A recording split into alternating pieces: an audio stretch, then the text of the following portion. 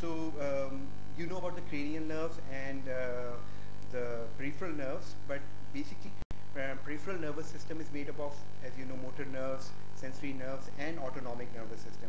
And sometimes we forget about autonomic nervous system, but actually you can get autonomic neuropathies too, which are rare, but it can happen in cases diseases like diabetes. And then they can cause autonomic dysfunction, which can be blood pressure fluctuations, bladder dysfunctions, and sweat gland dysfunctions. So you have to keep in mind that actually neuropathies or nerve diseases can actually affect autonomic nervous system too. Basically, if you look at a diagram of spinal cord cutting through the nerves, you have initially starting an area which would be this. This is your anterior horn cell. The disease of anterior horn cells, by the way, is called motor neuron disease, which will not be covered in this talk. But then you have the nerve. The nerve actually combined together. When they come out, they call a root. So if a root is involved, then it is called a radiculopathy. The most common radiculopathy, as you understand what is called sciatica, is L5-S1 radiculopathy. So then it's root, and then the nerve fiber is actually covered with what we call myelin, and this actually helps the conduction through the nerve.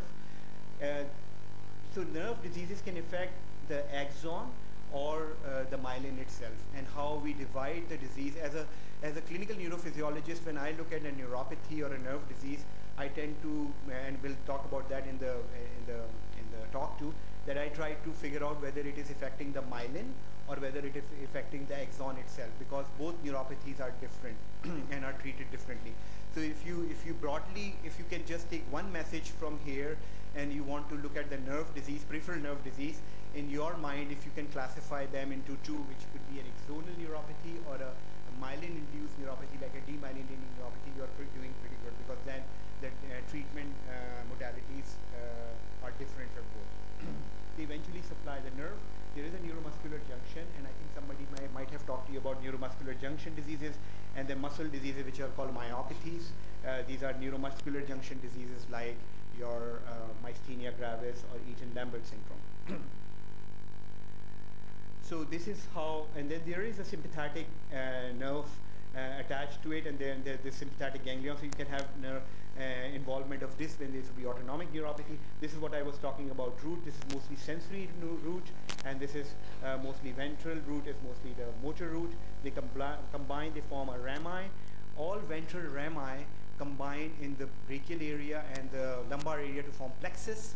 Plexus can get affected by diseases when we call it a plexopathy.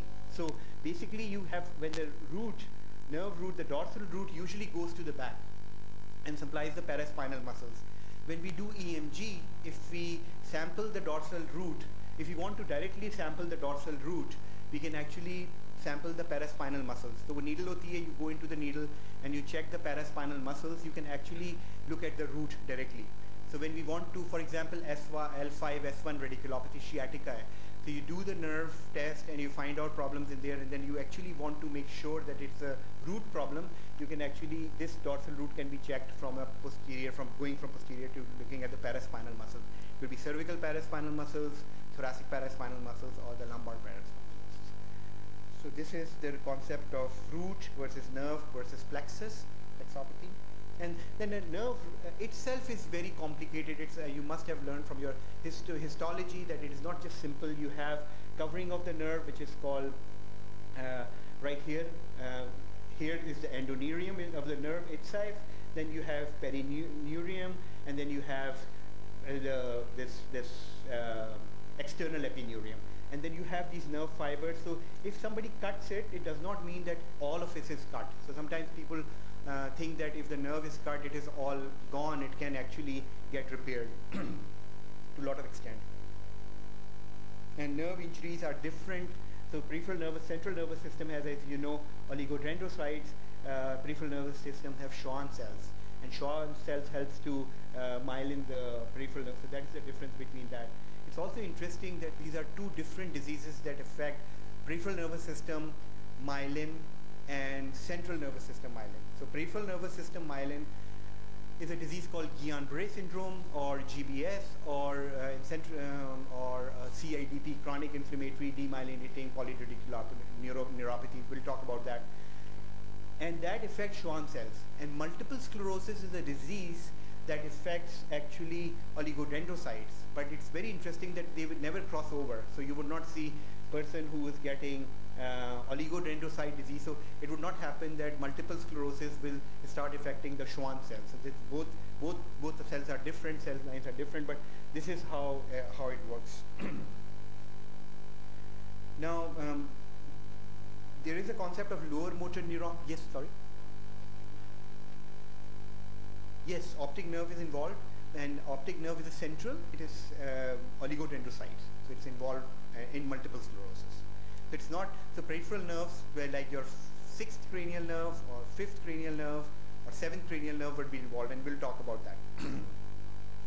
Now, in peripheral neuropathies or a nerve disease, you have what we call a lower motor neuron findings, and lower motor neuron findings would tell you about distal weakness, asymmetric weakness, denervating changes, sensory changes, and atrophy and fasciculation and decreased reflexes. This is how we try to figure out whether the patient has a cord problem or a brain problem or actually a problem in the peripheral nerve. So that can be, these are the main features for nerve disease related signs and signs, not symptom signs.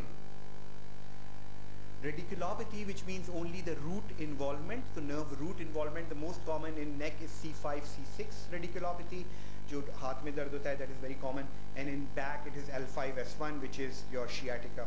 So it is usually occurs with pain and asymmetric weakness with evidence of denervation and has specific myotomal or dermatomal groups. So actually you can, with our test, we can sample those muscle groups and try to figure out whether that L5, S1 is actually affected or any other root is affected.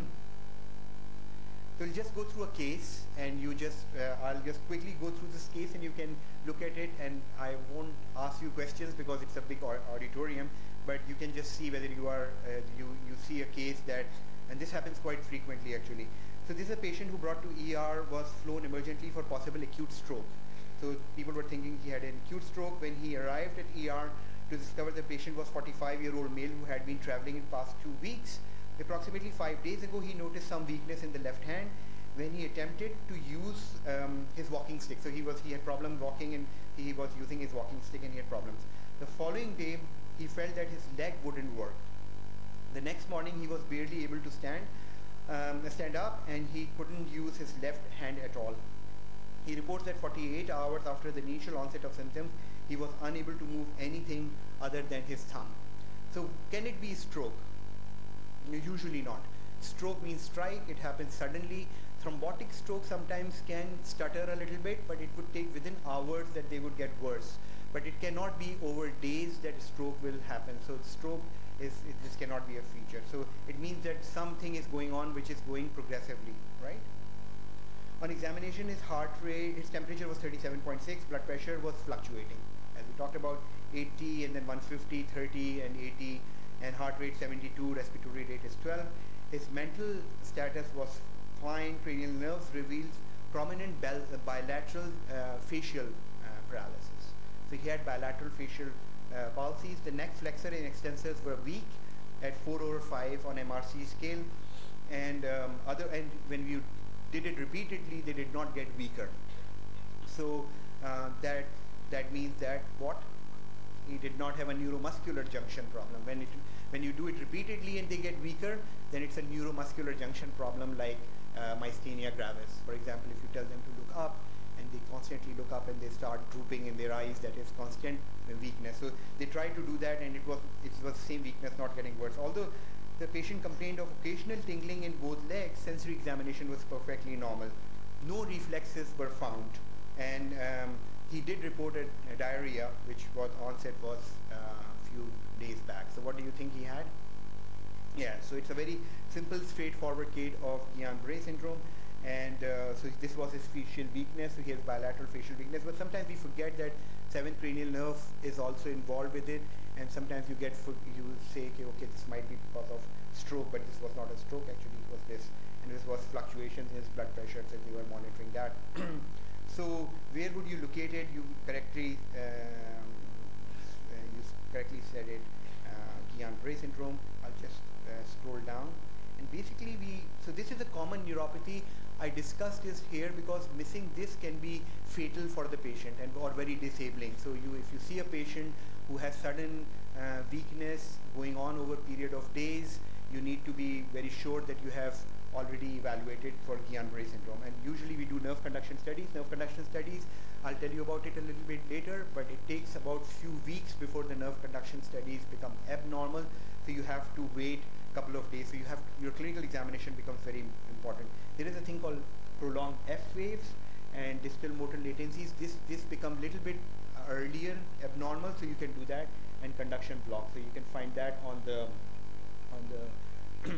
on the nerve conduction studies. And then CSF shows cytoalbuminic dissociation, means protein is higher than the cells. So if protein is higher, that shows the signs of inflammation in the CSF.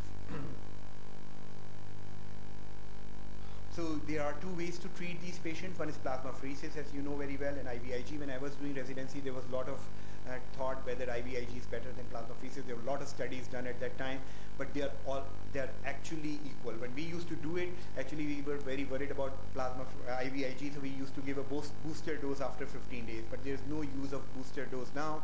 You give 0.4 gram per kilogram per day over 5 days. It takes a little while if you have picked up late. Patient can take months sometimes to recover, but sometimes few days to recover. It depends how severe the disease was. And the plasmapheresis is done like that for 7 to 10 days, usually alternate days.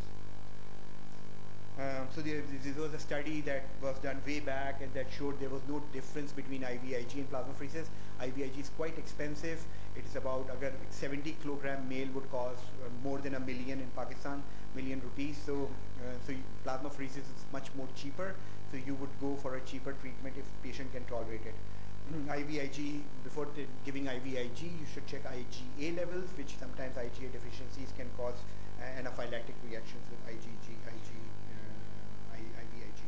So basically what you want to make sure that their respiratory status is okay and their strength muscles is, proximal strength muscles is good, so that they do not go into, sometimes they require ventilation. It's easier test if they can count 20 in one go, in one breath, then they are okay. If they are counting less than 20 in one breath, then they probably need ICU care. So forced vital capacity of 1 liter or less would require intubation. However, patient looks good or not, so you can put them on ventilator because they will get worse, particularly in the middle of night when you have to run them. So this is what they talk about, that if they are, whether patient is looking good or not, if your forced vital capacity is going down, you have to intubate them and put them on ventilator. Steroids do not have any role. There are a lot of variants. In Pakistan, the variant is usually this acute motor axonal neuropathy, GM1. This is also called Chinese variety. There is a Miller-Fisher variant which actually involve, they call ataxia, and so that is a little different neuropathy, but there are kind of, this is called pure dysautonomia. This is Riley-Day syndrome, I think it is also called. But there are several variants that now we can test on serum level, but most of them are treated in the same way with plasmapheresis and IVIG. Prognosis is usually now very good if you catch it early and treat it. Okay, so now I'll jump to, so this is the most common neuropathy. Now I'll jump to the neuropathies and we'll just have a general discussion about neuropathies. And pathy means disease, so it's a nerve-related illness. It can be directly a disease of the nerves, but it can be side effect of a systemic illness. So you need to know all your systemic illnesses to diagnose neuropathy sometimes. And it is a large number of patients that get affected, about 2 to 8% of adults with peripheral neuropathy. Now if you divide them, simply would be mononeuropathy or polyneuropathy. You will see this more common, but this is a disease called mononeuritis multiplex. Mono means one neuropathy, 2 neuropathies, and multiplex would be, let me answer, this is from emergency. So multiplex would be more than multiple nerves getting involved. And motor sensory autonomic that we talked about. And that's what how I diagnose in my mind whether it's a demyelinating neuropathy or axonal.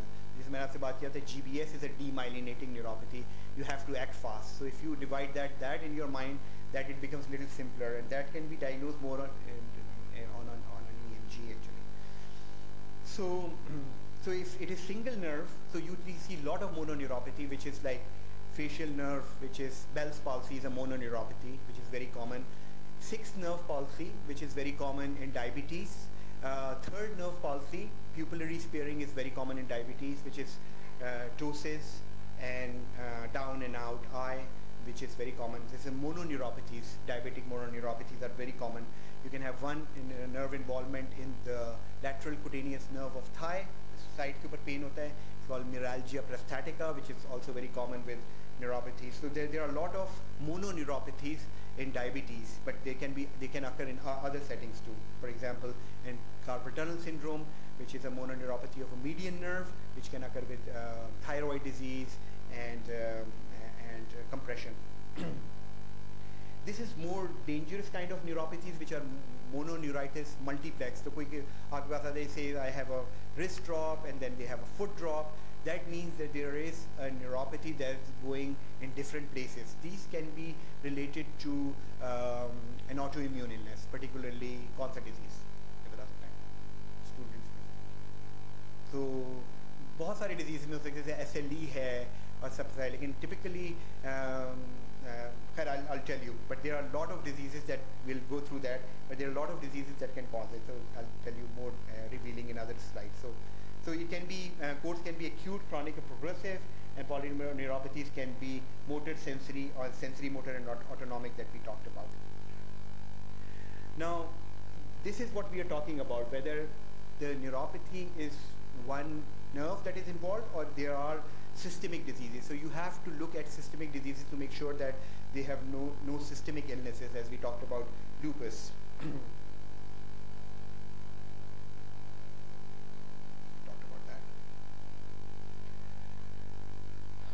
Now these are the common mononeuropathies. Median neuropathy, which is called carpal tunnel syndrome, ulnar neuropathy, which occurs here and nerves get compressed, and radial neuropathy, which causes wrist drop. This is also called Saturday night syndrome and Saturday night palsy, basically, not syndrome, when people drink a lot of alcohol and then they sleep overnight and they compress radial nerve here. Then that is called, then they get a wrist drop. It's called Saturday. So Saturday night you drink a lot and then you kind of get this palsy. It's called Saturday night palsy. Then you have other palsies and carpal tunnel, like we talk, cubital tunnel. This is median nerve, it's called carpal tunnel. This is called cubital tunnel. This is spiral groove. And so these are different neuropathies, can be mononeuropathies. And these are quite common and are seen in general practice and neurology practice. So I don't know whether so the mononeuritis multiplex, as we talked about, multiple nerves are involved. So polyarthritis nodosa is one disease that is associated with mononeuritis multiplex. So when you see mononeuritis multiplex, I think polyarthritis nodosa should come in mind for that. So these are other diseases that can cause diabetes mellitus, leprosy, vasculitis, and sarcoidosis. Pakistan में sarcoidosis is there, so we see neuropathies associated with sarcoidosis. Other diseases can cause myelidosis, malignancy, neurofibromatosis, idiopathic multifocal motor neuropathy with conduction block. This is also a disease that can be treated very readily. So this is a treatable condition. Most of them are treatable if you treat the primary disease. Polyneuropathies are the most common. Most commonly affect the large fiber first and the symptoms, and then you have stock and glove, as we say. It will involve the hand and the arms and the legs, and it would be mostly sensory motor polyneuropathy. These are the diseases that can cause peripheral neuropathy, sensory motor. We talked about Guillain-Barré. Alcohol is one of the leading cause of neuropathies. Toxins is a leading cause of neuropathy. Porphyria is rare, and paraneoplastic. Toxins, they are, you must have seen lead as now not used in oil and in petroleum because of the fact that lead would cause neuropathies. In paint can there be lead cause neuropathies. Chronic can be hereditary, CIDP, lymphomas, and so on and so forth. And I'll tell you about more drugs there, but the drugs can cause lot of neuropathy. Amiodarone can cause bad neuropathies and myopathies. Same thing with alcohol. and vitamin deficiencies like B1, B12 deficiencies can cause neuropathies. So common causes, if you look at top causes, would be alcoholic neuropathy. Arsenic is less common now. I always talk about Khuda Ki Basti was a drama, which was one of the most famous dramas of, if you can go on YouTube and can look at it. This was a guy who was trying to kill his wife with arsenic, and she gradually died. So arsenic was used as toxin to kill people way back. So that now probably is gone. But vitamin B1 deficiency occurs with alcohol, and vitamin B6 and B12 deficiency is common now. We are seeing with large use of PPIs and all that. So we see vitamin B12 deficiency, and then you have, so in A, B, C, D kar diya isko, but you can have like lymphomas, diabetes. Always think about drugs, because we use INH quite a bit, metronidazole, hereditary, leprosy, and GPS. We talked about that. So symptoms are usually pins and needle, pricking sensation, numbness, tingling, temperature sensation. That patient will complain to you, and then you have to evaluate that. And then eventually they have weakness of the foot and the hand. Sometimes they complain of stabbing, burning, and those kind of sensations. So they are pretty painful, and sometimes there's not much weakness, but the sensations are very very painful, and they are not able to work because of that. Eventually, when the nerve gets diseased, the muscle get weak, and you have weakness, holding on to things, and things would get, you can drop things, you can have a foot drop, and things like that. So eventually it will progress to weakness. We talked about the signs, that we're wasting, fasciculation, and loss of reflexes. I think that is the most important thing. And then you have decrease in sensation to pinprick, light touch, vibratory sensation, and vibratory sensations, right, like that. So I just want to just go through one slide of diabetic neuropathy. Diabetes is a disease can cause any kind of neuropathy. So just I put, so if you just look at that, so hyperglycemic neuropathy, which can be acute, which can look like GBS. You can have sensory motor, autonomic. You can have multifocal, and you can have something like CIDP looking neuropathy. So diabetes is one that can be very, very devastating for the nerves. And these are, I just put the I like this slide because sometimes people are taking these medications over the counter. Pakistan mein to ye ho raha hai, like metronidazole is supposed to be an antidiarrheal in Pakistan. Everybody takes metronidazole like it's a multivitamin. So it's an antibiotic, and it causes severe neuropathy. It can cause actually encephalopathies too. It can affect brain pretty badly. So people don't understand that most of the time that any medication like amitriptyline actually we use in neuropathies, but it can cause neuropathies too. But very, very medications that are used very commonly, like cimetidine, can cause neuropathy. So there is a long list of medications causing neuropathy. So when you see a patient, and then there are other lists of thalidomide is used now, and amiodarone. So that is one that is causing neuropathy. So drugs are a big cause of nerve damage. How? Sorry? Omeprazole? Yes, all PPIs would cause gastric acid to decrease, right? So intrinsic factor is in the gastric juice, which help to transport the B1, and then they cause B12, and then they cause B12 neuropathy. So that is one of the cause. The PPI were supposed to be given for 6 weeks, except I don't have a GI person here, लेकिन Zollinger-Ellison syndrome में पढ़ाया गया था कि PPI can be lifelong. But the thing is, on all times, like even if you have a big ulcer in the stomach, I think 6 weeks में ulcer heal हो जाता है. But unfortunately, जब PPI शुरू होते हैं, then nobody stops them, and there are a lot of other things that are going as these levoproside type की दवाइयाँ जो हैं, they cause Parkinson's disease because they block dopamine. Stemetil, I just saw yesterday a lady taking Stemetil for 4 years now have Parkinson's disease. So all these medications that can cause long-term effect, which were designed to be given for 4 or 5 days, are used for long-term. So how would you investigate neuropathy? There is stage 1, stage 2. The stage 1 may you just do basic workup, because diabetes is so common. You have to check glucose level or hemoglobin A1C, and just do a little workup, including renal function, liver function, thyroid. I think thyroid should be tested in Pakistan. This is very common. And stage 2 may you do neurophysiological testing, which is EMG, nerve conduction. I'll tell you a little bit about that.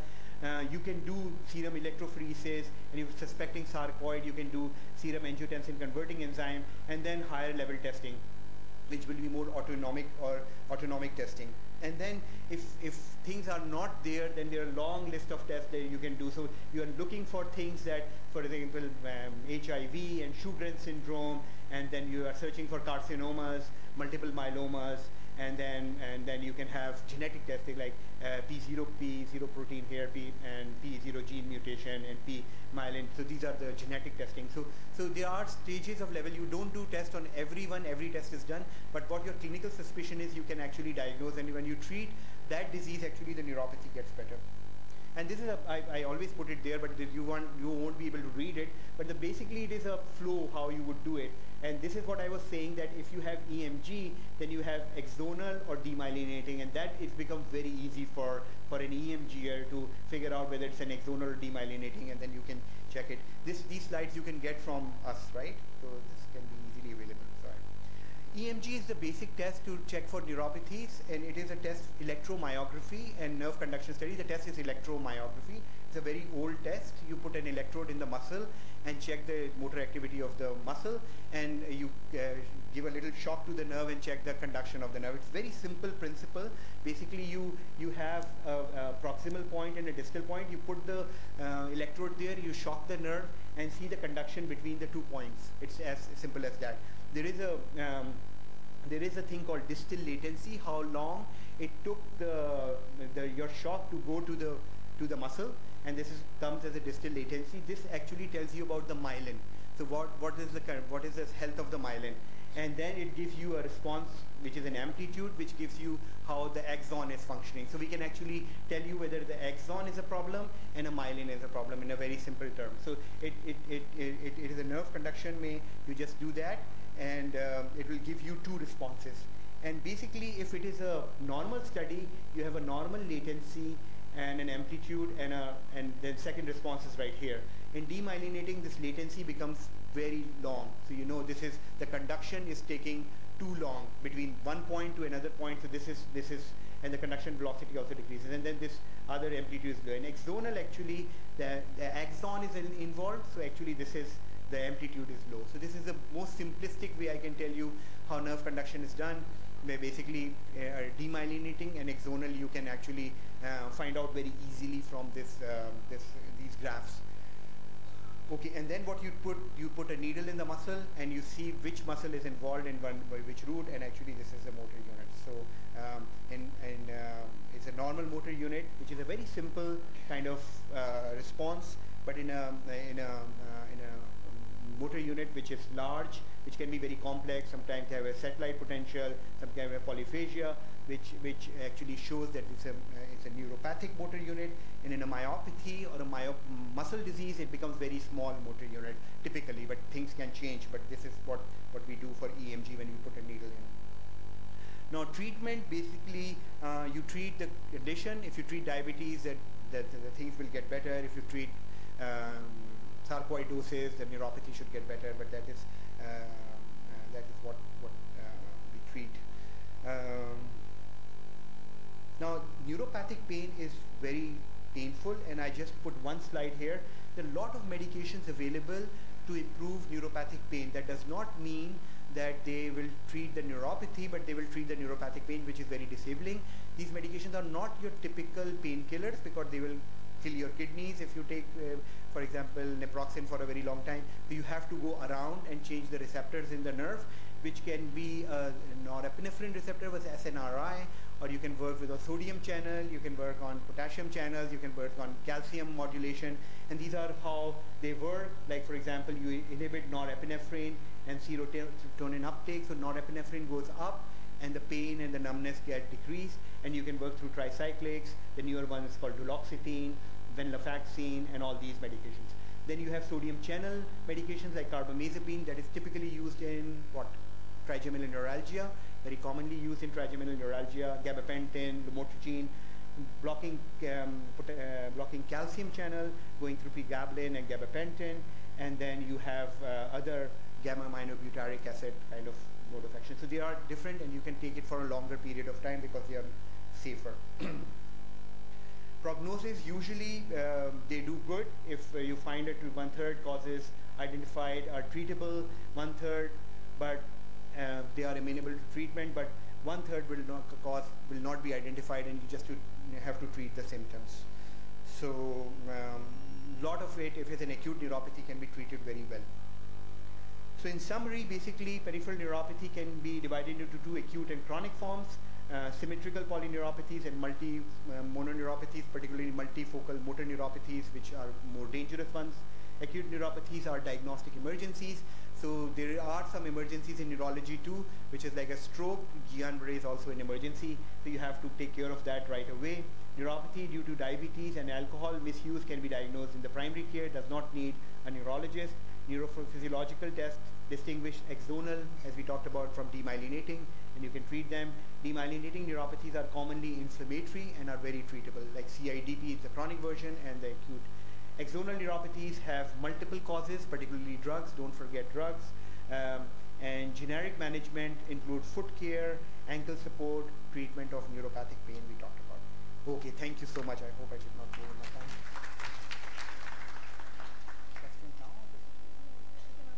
And questions now? Any questions, concerns? Oh, while we are changing laptop, you can ask questions. A question about the conference, about AKU, anything? Sorry? Topical, yes, topical applications hai. There was a cream called capsaicin. Capsaicin is a cream which actually, when Dr. Nader is doing that, so capsaicin cream is a cream that was substance P hota hai, which is very painful. So wo kiya, uski design aise kiya tha ki it comes from your capsaicin, which is a mirch, right? And you put it on, and the theory was that capsaicin will release in more of this peptide will be depleted, and you will have improvements. Some people use that, but it's very painful. But a lot of other local things can be used, like biofreeze can be used. Some people use calamine lotion and all that, to soothe the pain. That kind. Okay, thank you. Thank you, Dr. Mughis. Now we will proceed with the next talk on the topic of movement disorder by Dr. Nadir Ali Syed. He is a consultant neurologist and clinical neurophysiologist from South City Hospital. Bismillahirrahmanirrahim. Assalamu alaikum. So, movement disorders. We have very little time, so I'm going to go a little fast. Is there a pointer? Okay. So, movement disorders is all about watching and analyzing what you are seeing.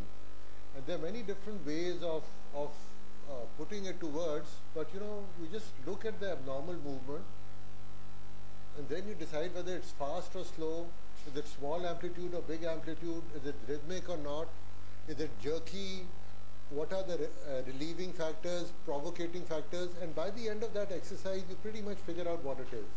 So what do we see here? There's a back and forth shaking. This happens more when he's doing something with his hand, and it goes away when the hand is at rest. So this is actually an example of a postural tremor.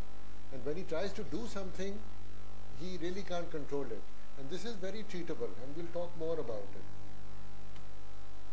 So speed, rhythmicity, what body part is affected, what makes it better, what makes it worse, just that. I would like you to see this gentleman. So his head is turning to the left. So, you know, and there's some jerky movements, some myoclonic jerky movements, but when he touches his nose, the movements go away. And when he lets go, they come back. So this is not rhythmic, that's a rhythmic movement, so that's a tremor. This is jerky movement, so these are myoclonic movements. This is another trick he does. When he puts his hands on his head, the movements go away. So and the twisting of the neck suggests that this is the dystonia or a sustained abnormal movement. When he prays, the movements go away. So these are all sensory tricks which help people get rid of the abnormal movements. They also help us figure out what it is. Sensory tricks are typical for dystonias. So because we need to be able to talk to each other, we have to give names to these abnormal movements. So myoclonus are those jerky movements you see, quick, irregular, jerky movements. Chorea is more slow movements. This is a patient with Sydenham's chorea. You see the slow flowing type movements in the hands and in the feet. This is an example of chorea. Tremor is the jerky movement, the rhythmic movements we saw earlier. Tics are a little bit like myoclonus. These people may blink or shrug their shoulder, but the thing is they are able to voluntarily suppress them. Myoclonus you can't suppress. Tremor you can't really suppress. Tics you can suppress. And dystonia are sustained contractions, and we'll see many examples. So this is our same gentleman with the tremor. So when we see a tremor, we have to figure out what time does he have the tremor. Does he have it at rest? Look, he puts his hands at rest and it starts to shake. This is a resting tremor. He doesn't have a resting tremor. When his hands are at rest, there's no tremor. He picks it up, brings it into posture. This is the postural tremor. And this is the intention tremor or a terminal tremor. These all tell us different things. This postural tremor is typical for the most common movement disorder, essential tremor. About 2% to 5% of people have this tremor. So if there are 200 of us here, 4 to 6 of us have this disease, essential tremor. Parkinson's disease is characterized by resting tremor, and if there are 200, 2 of us are going to get it, maybe more. This is typical for cerebellar disease, so intention tremor. So here are some more. So chorea is that irregular movement. It can be pretty nasty or it can be very subtle. So this is a more florid, generalized chorea, and the person can't stop. They can't stay still, and they keep moving all over. The word chorea comes from dance-like movement, so it's supposed to be a dance-like movement. In mild cases, it just looks like a fidgety kid. Both these kids have Sydenham's chorea, which is a post-group B streptococcal infection autoimmune reaction in which anti-neuronal antibodies go and affect certain parts of the basal ganglia and cause a neuropsychiatric problem. So they get movement disorders and they get some psychiatric problems with that as well, which could be anxiety, OCD, behavioral problems, and it is quite treatable. The movement disorders are very responsive to dopamine blocking drugs. Now sometimes the chorea affects the proximal muscles. So when you have chorea in the hand, your hand will go like this. But if you have chorea in the proximal muscle, the whole limb will move. And this is called hemibilismus. This is very typical. And when you see, and it's in this older gentleman, it's happening on one side. This is almost always due to a stroke in the subthalamic nucleus, or the connection between the subthalamic nucleus and the medial globus pallidum. So you just see it and you'll recognize it. So this is hemibilismus. Okay, so this is another kind of movement disorder, dystonia. In dystonia, you get sustained contraction. This gentleman here, one of our patients, he has lingual dystonia. He can't control it. His tongue just comes out and it stays out. And it's obviously very socially embarrassing for him. This is a...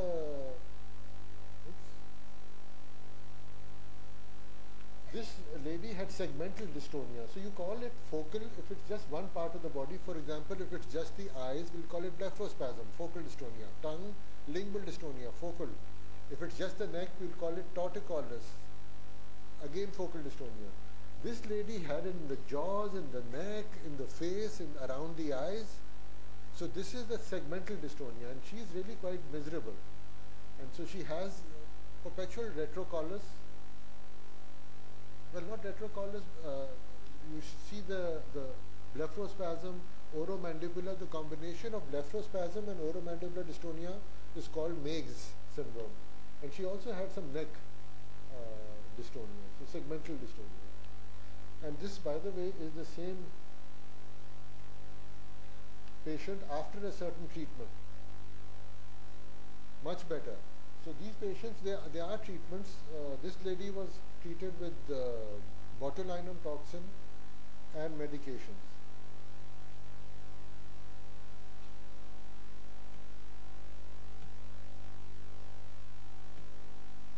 Okay, let me get some video or audio going here.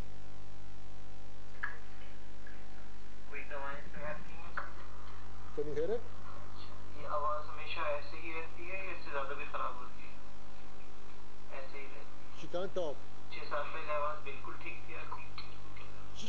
कैसे पता चला कि आवाज आपकी खराब हुई है या कुछ हुआ था, आपको गले खराब हुए थे क्या हुआ? Can you hear? She can even barely speak parts of words.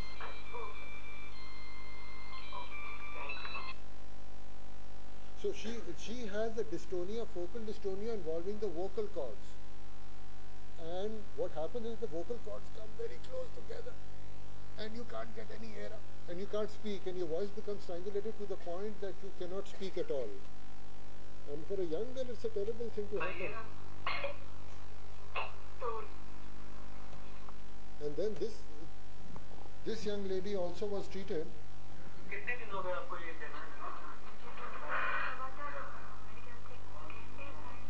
Now she can.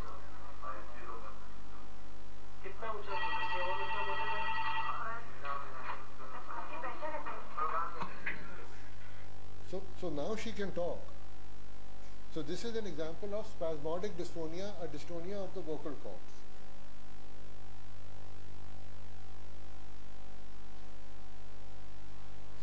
So Botox, botulinum toxin, good stuff. Okay, now this is actually the most common movement disorders. About 5 to 10% of the world's population suffers from it at some time. It's called restless leg syndrome. There was a study by Dr. Bhojo in this hospital. In pregnant women, 30% of all women were suffering from it. It's very underdiagnosed. It's called restless leg syndrome. And so if there are 200 people, maybe 20 of us have it, or at least 10. So the common symptom is the desire to move legs, and which creates some, if you don't move the legs, you get some unpleasant symptoms in the legs. So typically people tell you that when they're trying to sleep, at that time they have this creepy, crawly feeling in the legs, and they have a desire to move the legs. When they walk, it goes away or gets much better. They come back and lie down, it gets worse again. This restless leg syndrome is associated with certain other diseases like Parkinson's diseases, associated with iron deficiency, which is why I think it's very common. It's a frequent cause of insomnia, and it's, in my experience, it's a frequent cause of radicular symptoms. Patients say, puri टांग नीचे सुन हो जाती है और दर्द करती है, and then we do EMGs and MRIs, which may not be needed because they actually have restless leg syndrome. When they walk, it goes away. When they lie down, the symptoms get worse. If there's iron deficiency, you have to treat it. The treatment of choice is dopamine agonists. Dopamine agonists are drugs that stimulate the dopamine receptors and have a very dramatic response. Just one dose 2 hours before bedtime. Other medicines include pregabalin, gabapentin, clonazepam, and tramadol. But dopamine agonists are the best treatment. Now, a little bit about the consequences of medicines we give. Medicines we give for nausea, vomiting, like Maxilon, Stemetil, psychiatric medicines. Patients get tardive movement disorders. Tardive means late onset. So this is an elderly lady with a tardive dystonia, retrocollis. This is a younger lady with tardive dyskinesias, in which she has very widespread movements. It is quite remarkable how common these are with chronic exposure, and even the newer antipsychotics can cause it. The risperidone and olanzapine, they all can cause it. The ones which are less likely to cause it are probably quetiapine and clozaril. Now here is another type of a movement disorder that we see sometimes. This gentleman, see, he has a resting tremor. But there's something odd about him, the way he's smiling, and when he picks up his hand, the tremor goes away, and when he walks, he demonstrates a very special kind of a walk.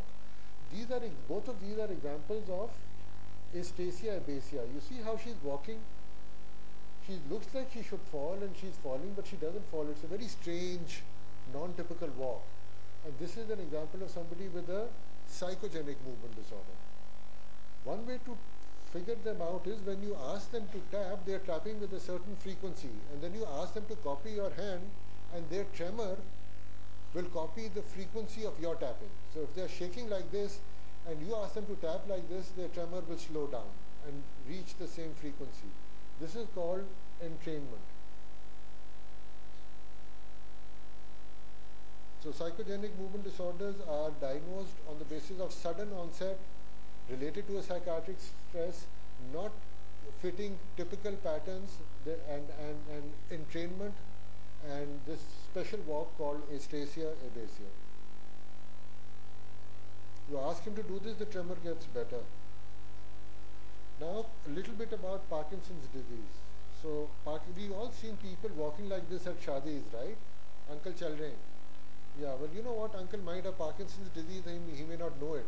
The majority of patients with Parkinson's disease in Pakistan are undiagnosed. In the US, 40% are undiagnosed. Very common. 1% of people over the age of 60 suffer from Parkinson's disease. And you know, this Pakistan is one of those countries where the incidence of Parkinson's is supposed to double by the year 2030. And it's just got to do with the demographics, the age, the aging population. And so these countries are going to see a doubling of Parkinson's disease burden. So what is Parkinson's? Well, simply stated, it's a neurodegenerative disease in which there is loss of dopamine cells. But there are many other cells which are lost too. It's the only neurodegenerative disease in which the symptoms can be readily reversed and you can see it. With medications, the symptoms can be reversed within hours. So how do we diagnose this disease? Well, the diagnosis is a trap. Why is it a trap? Well, it's a trap because in United Kingdom, Parkinson's disease brain bank. So they have all these patients which have been followed by movement disorder specialists. When they die, they donate their brain for autopsies. They found that these world-class movement disorder people, when they were diagnosing with confidence to death, they were wrong 20% of the time. 1 out of 5 patients treated for all their life with Parkinson's disease did not have Parkinson's disease. So it's a trap. It's a clinical diagnosis and you can be wrong. So you must always revisit the diagnosis of Parkinson's disease. So the other reason it's a trap is because T stands for tremor. You can see the tremor in this gentleman. The tremor is usually in the chin, in the hands. There is rigidity, there is stiffness. And this is akinesia or bradykinesia. Bradykinesia is the main symptom of Parkinson's disease. You need to have bradykinesia. If you don't have bradykinesia, you cannot have Parkinson's disease. And later on, you get balance problems. So, you see, he's having difficulty getting out of the sofa. But if we put him in a high chair, he can get up because there is a paucity of movement. And all movements, even the expressions become less. So that's why we say they have a mask-like face. Their swallowing becomes decreased. That's why they drool. They don't make excess saliva. Everyone in this room is making 1.5 liters of saliva. We swallow it. Because they don't swallow, it leaks out. When they're walking, they don't even swing their arms. So the paucity of movements generalized. So this is bradykinesia or akinesia. Even the steps are small.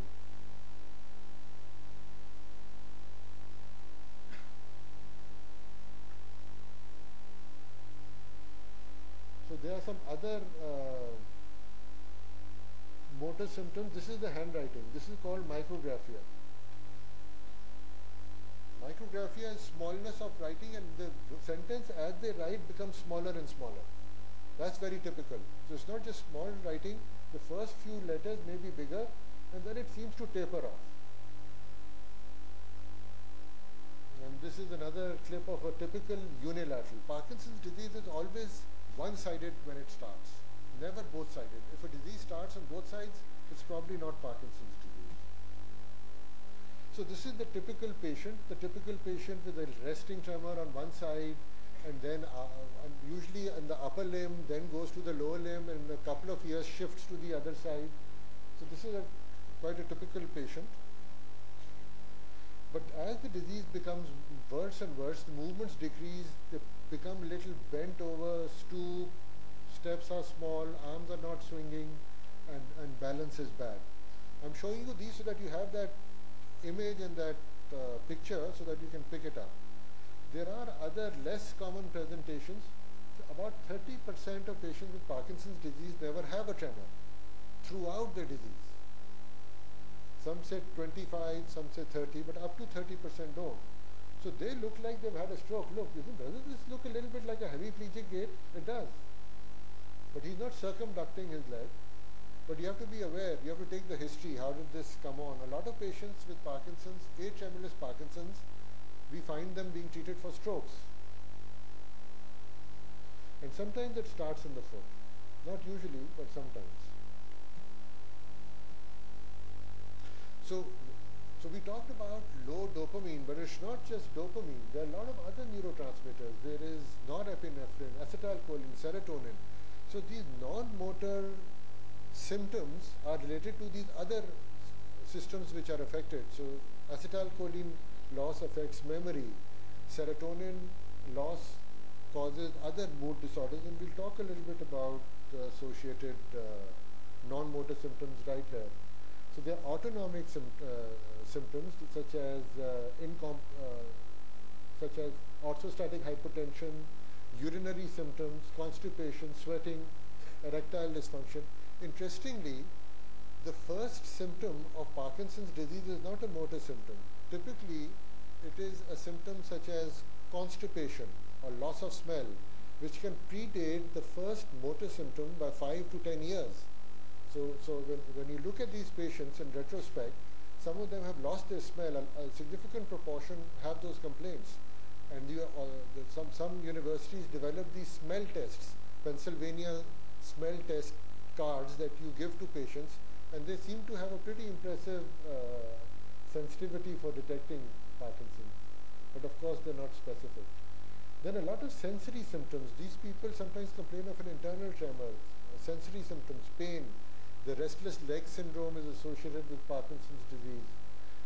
Very often they're diagnosed with radicular problems, but they actually have Parkinson's disease as the main cause of their painful conditions.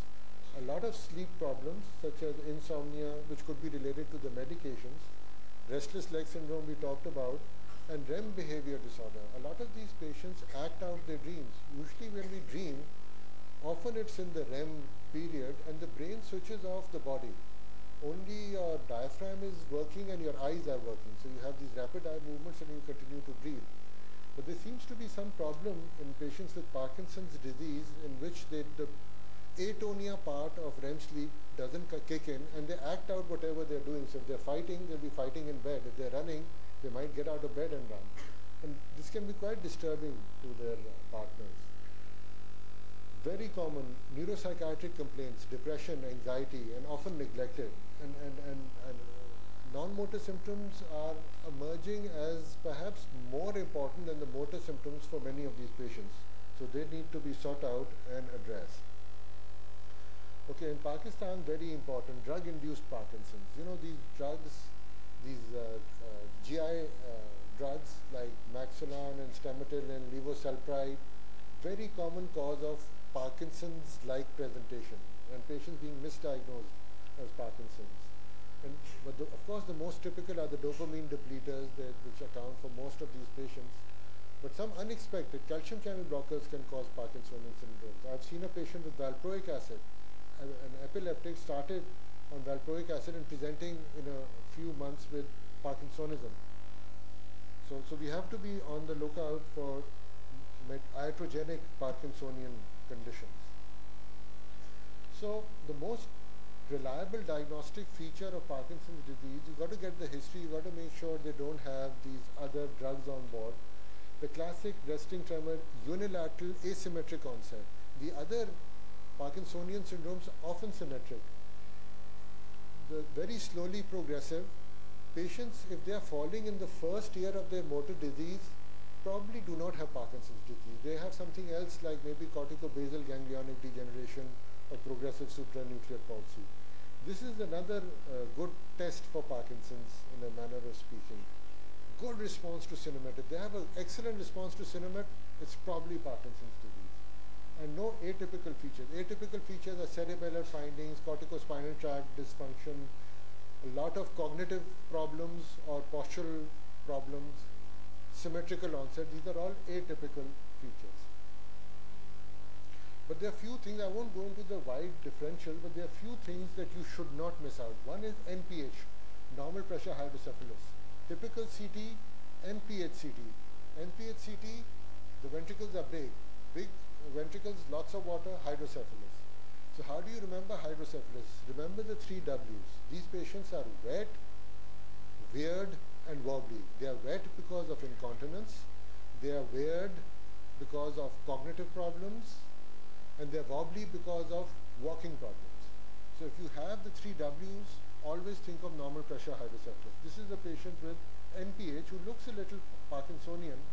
He actually had NPH who responded well to treatment. The other class of differentials you should never miss are the drug-induced Parkinsonian syndrome. And the third one in Pakistan, because we have so many intermarriages, Wilson's disease. Wilson's disease can present with early onset Parkinsonian-like presentation. So one common problem you'll have is how to differentiate essential tremor from patients with Parkinson's disease, because they both tend to present with tremor. So it's a different tremor. Resting tremor, postural tremor. Family history often positive in essential tremor, often negative in Parkinson's disease. Essential tremor responds to alcohol. Parkinsonian tremor does not. See, when she holds up her hand, the tremor gets better. And her gait isn't much affected, but you can see the decreased arm swing, the slowing, the overall paucity of movement, and she's very cautious when she's turning. So essential tremor, usually the gait is not affected. That said, up to 20% of patients with benign essential tremor can have Parkinsonian features. So at the end of the day, it's a judgment call. But I think for most part, it's easy to differentiate. Then another common presentation, patient walks like they have Parkinson's disease, but when they're talking to you, they're talking normally. The hand movements are okay, they don't have the mask-like face, the blink, the fixed stare. So this is lower body Parkinsonism, and this is often seen in patients with normal pressure hydrocephalus. This is another patient with normal pressure hydrocephalus. Vascular Parkinsonism often has this presentation, and normal aging. Elderly people often walk a little stooped and slow, and they may have some rigidity. So this is a patient with NPH.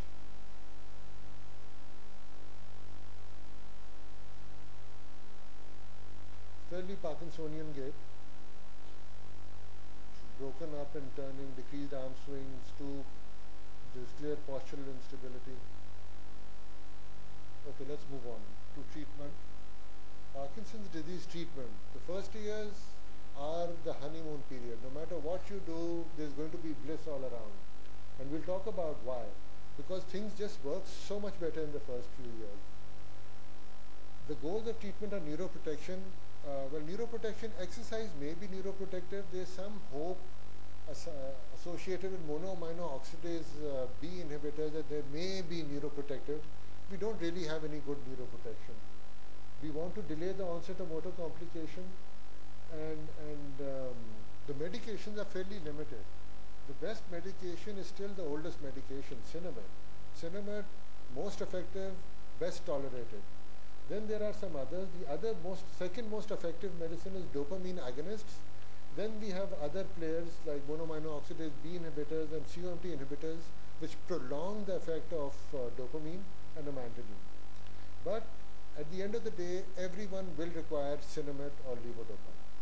The choice of the initial drug depends on a lot of factors, but the key factor is probably the age of the patient. And we'll talk a little more about this. Don't focus on the medication.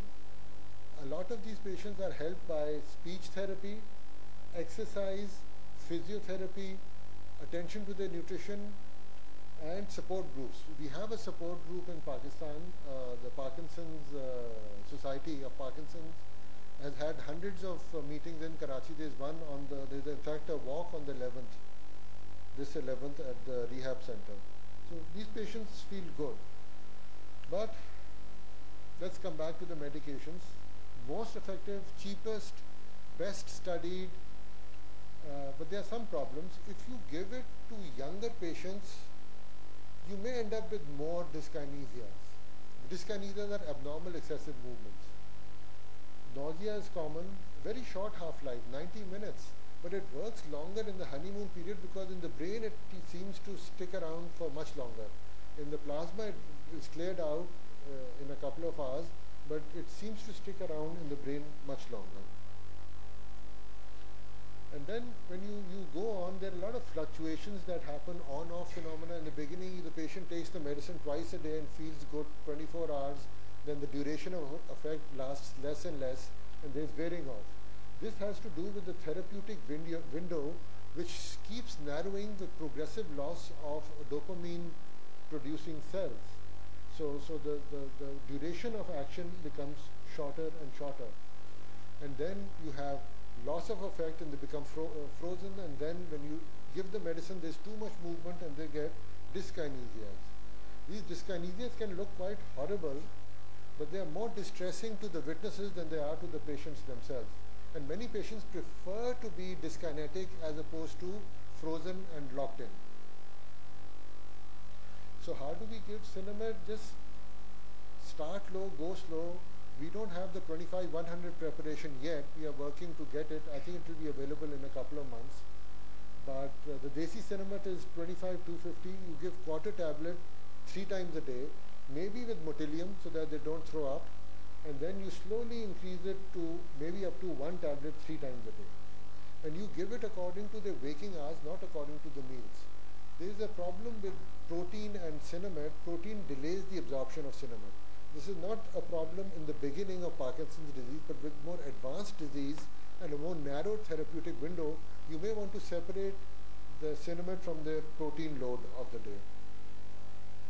Now Cinemed, about 30 years ago, there was a view prevailing that we must avoid Cinemed.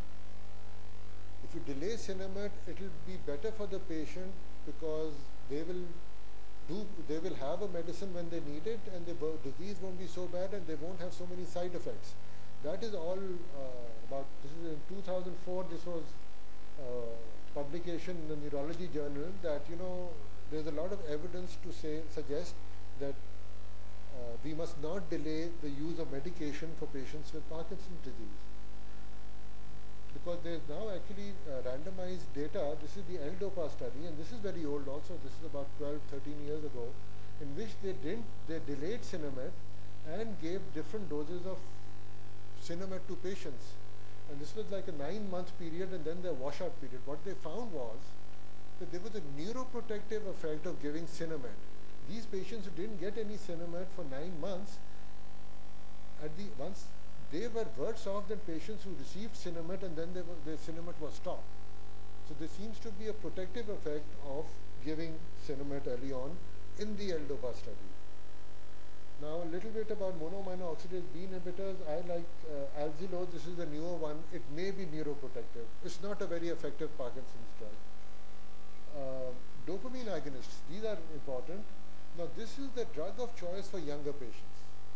Why? Because in younger patients you have a higher risk of dyskinesias and they tolerate the side effects of dopamine agonists better. We only have this one available, so we can just focus on ropinirole. A lot of side effects, hallucinations, pedal edema, nausea, uncontrolled sleep attacks. I mean, patients can be driving and they fall asleep at the wheel. Impulse control disorder, gambling, there's just inappropriate behavior with people around them, buying things on the internet. And some of the older agonists which are still in use, like bromocriptine, they cause a lot of retroperitoneal and pleural fibrosis and cardiac valvular fibrosis. We must not use ergot-derived dopamine agonists. We should use the newer dopamine agonists. So same rule, the smallest tablet is 0.25. You start with half a tablet 3 times a day, then 1, and then effective dose is probably 0.5 3 times a day, starting dose. But you can go up to 24 milligrams over the next many years if you need to. Amantadine, not a good drug for treating the symptoms, but a good drug, only drug which controls the dyskinesias in Parkinson's disease. COMT inhibitors are not available here in Pakistan. They tend to delay the effect of medicines. Anticholinergics. Anticholinergics, avoid. because they cause a lot of problems, a lot of side effects having to do with urology, with the eyes, with the cognition, constipation. But you may use them in young patients in the 40s or early 50s. Not very effective. So with all these drugs, what drug should we use? If the patient is old, more than 65, just stick to Cinemet. It has, in any case, elder patients have a lower risk of those dyskinesia problems. Cinemet is better tolerated than the newer drugs. A lot of people, a lot of us might feel that these newer drugs have better side effect profile. They don't. This is just effective marketing. And other drugs in the other medicines in the lowest dose possible. In younger patients, we should avoid Cinemet and we should start with dopamine agonists and build up and delay Cinemet for as long as is possible, and patient can have a good function on dopamine agonists. Very briefly, you know, Karachi was a global center for Parkinson's disease surgery in the 60s and 70s. People used to fly in from other countries, including some European countries, for a procedure called pallidotomies. We had expertise in Lahore and Karachi. There was Surgeon Bashir and Surgeon Juma who were performing these procedures. Surgeon Bashir, I think it was in Lahore. But that's not performed anymore. Now we have deep brain stimulation. There's another talk on deep brain stimulation, so I won't talk about it. So it's great, but it does not cure Parkinson's disease. It should be used generally for younger patients who are not demented, and it's only good for patients who respond to Cinemet. Patients who don't respond to Cinemet will not respond to DBS. We now have DBS, I think in Karachi also, Khan has done it, Sadr mein National Cancer Hospital has done it, South City ke andar bhi kiya hua hai. So I think this is coming up fast. So in summary, Parkinson's disease can present in many different ways, but remain cognizant that the diagnosis is a trap. We talked about how experts were wrong 20–25% of the time. You should look for the red flags in Parkinson's disease and know some features of the specific Parkinsonian syndromes. I'll stop right here. Thank you for your attention. Last question? Any questions? Yeah. Okay, so.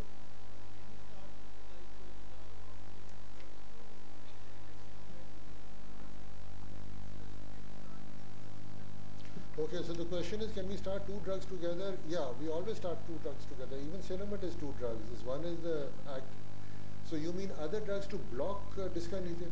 No, I think you should wait for the dyskinesia before you give treatment for dyskinesia. So I think that would be a better way to use it. There was another question there.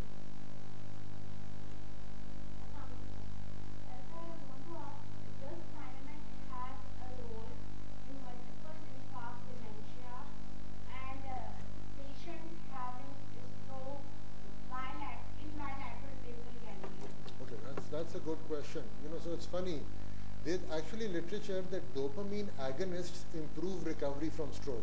I don't really use it for that indication, but there is literature that dopamine agonists have been used and they improve outcome after stroke. So Cinemet I'm not aware of. So I don't use that. I don't use dopamine agonists generally either. But there is something happening there. I don't think we have enough evidence to recommend Cinemet or dopamine agonists as treatment for stroke here. But there is some literature out there supporting the use of dopamine. Well, if you are, so here the question is ischemic stroke, and if the basal ganglia is involved, I won't use it. But for example, if a patient has Parkinsonian symptoms, very typical Parkinsonian symptoms, I might. But I don't have anything to back up my recommendation on. I don't have any evidence, and I would welcome opinion from other neurologists.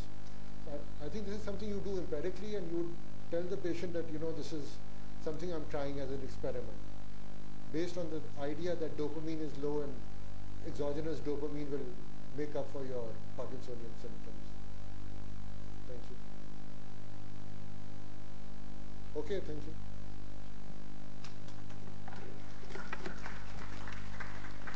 Thank you, Dr. Nadir Ali Sayed. I will call or invite Dr.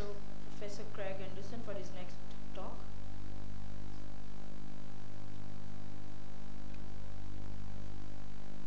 So good afternoon, everybody, and I'd just like to thank the organisers again for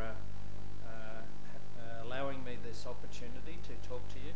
I was given a very general talk, which was stroke issues in the developing world, and coming from the developed world, it's always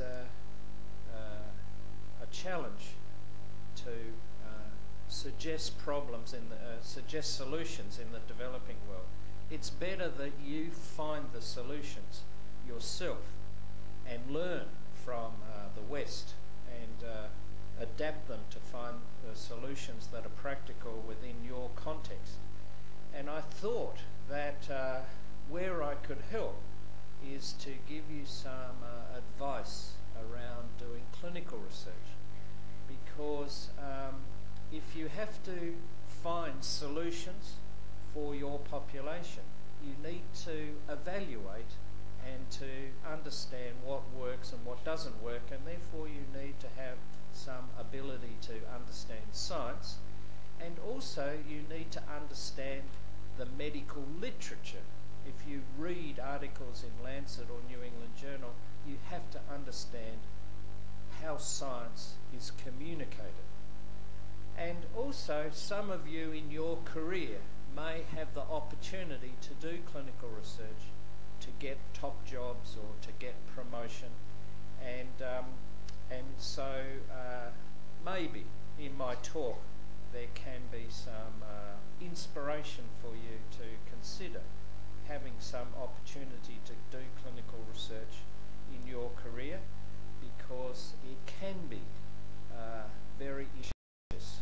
I mean, it can be like a drug that can give you the passion to want to do more and more clinical research in your heart.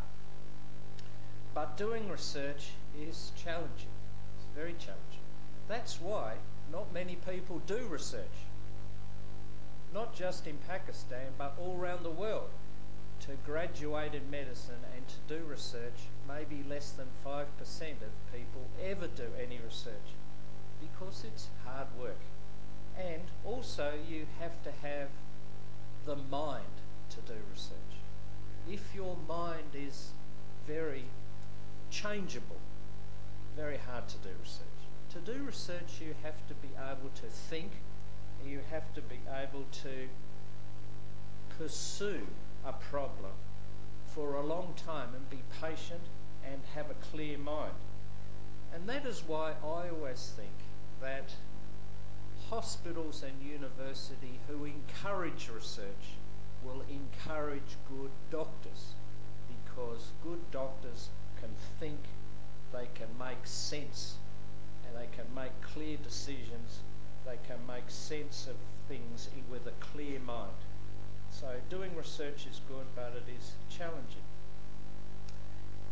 And it is also wasteful, because doing research and getting a good result and getting it published is hard work. And this was highlighted by Sir Ian Chalmers, who is one of the founders of the Cochrane collaboration. And the Cochrane collaboration, the Cochrane Library, is to gather all of the highest quality research, generally randomised controlled trials, to work out what is good treatment and what is bad treatment or harmful treatment. And he did this review which highlighted the waste in medical research. And the waste is because the questions aren't really very useful questions, or that the design is a poor design, or that the publication either doesn't get published, and that is a tragedy of research. If you get some funding, some money to do research, and you actually some of their data and it never gets published, you never present it, that is a great tragedy. But if it gets published and it gets published in a very obscure journal, no one ever reads it, then it is not very useful. And then finally, is the research reliable?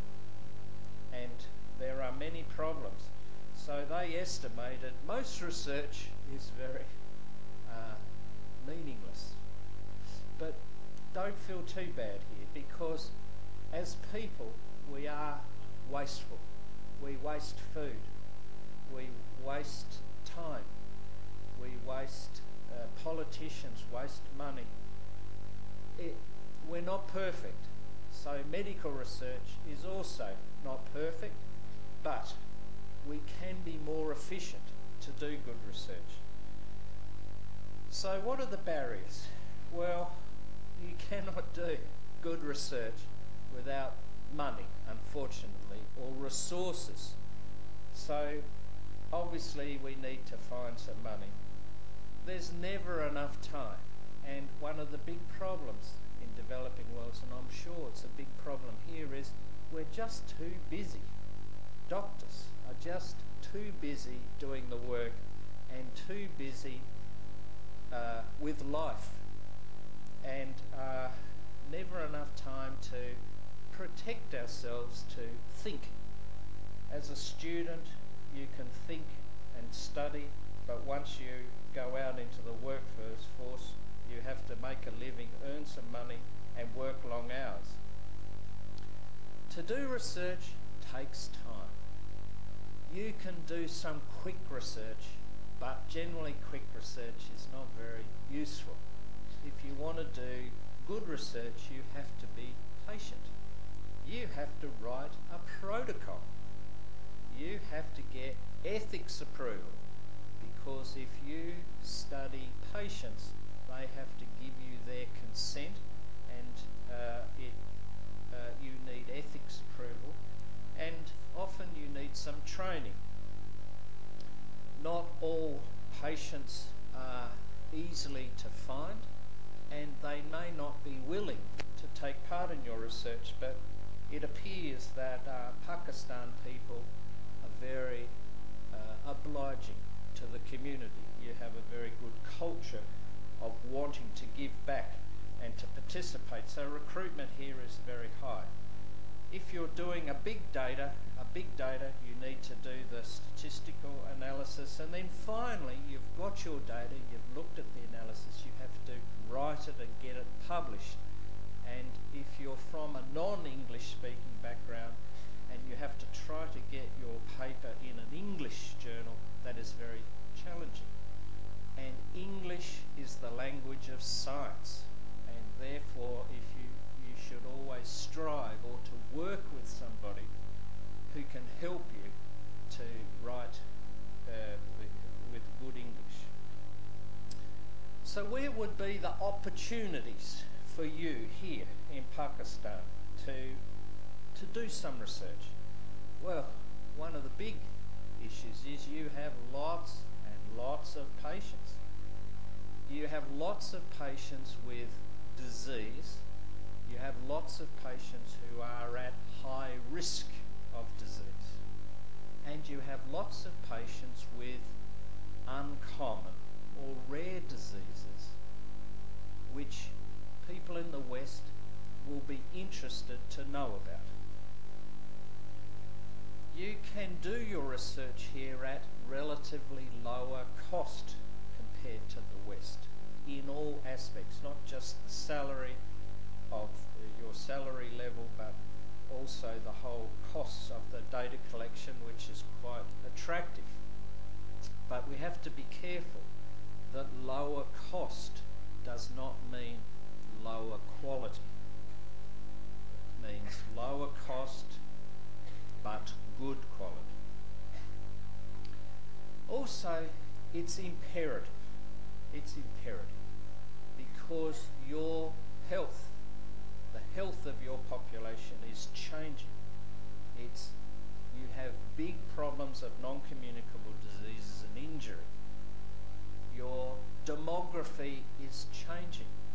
Like in all other countries, it's changing very quickly. You're getting old, you're getting fatter, you're getting more cardiovascular risk.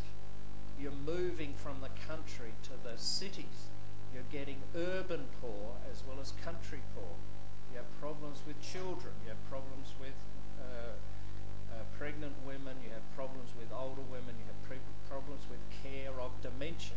You have big problems, and you need to find solutions relevant to your population. It's a public health imperative, and clinicians are leaders.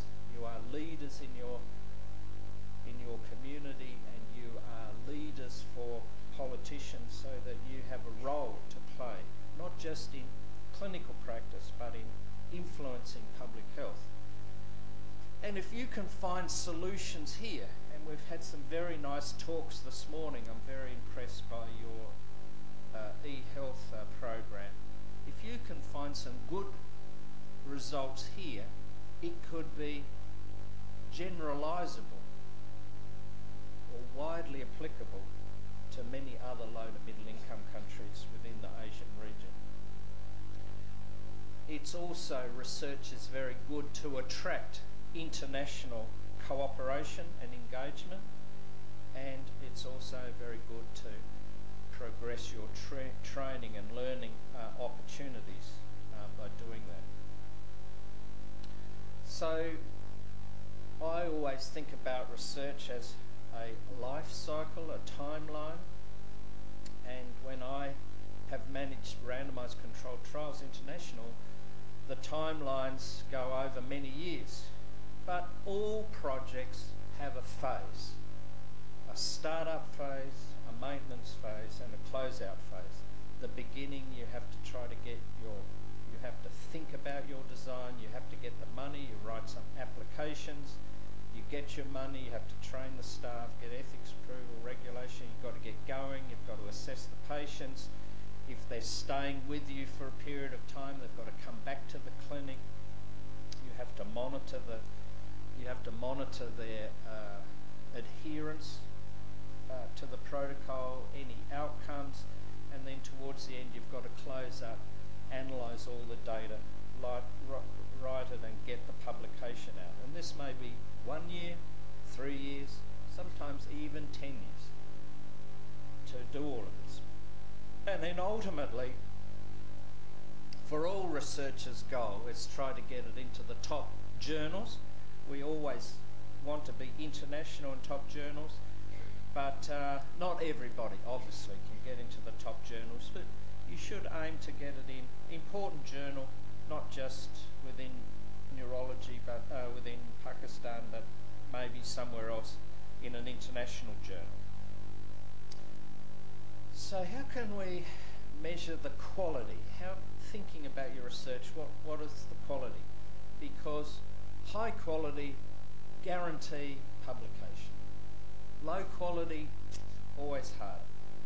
You know, good research just starts with a good question.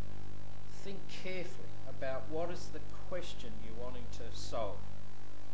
And then once you've got the question, it's thinking about what's the best design that I can put to answer the question.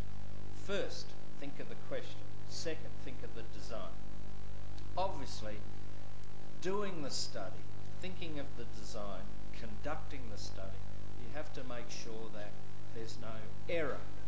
You know, studying people is very hard.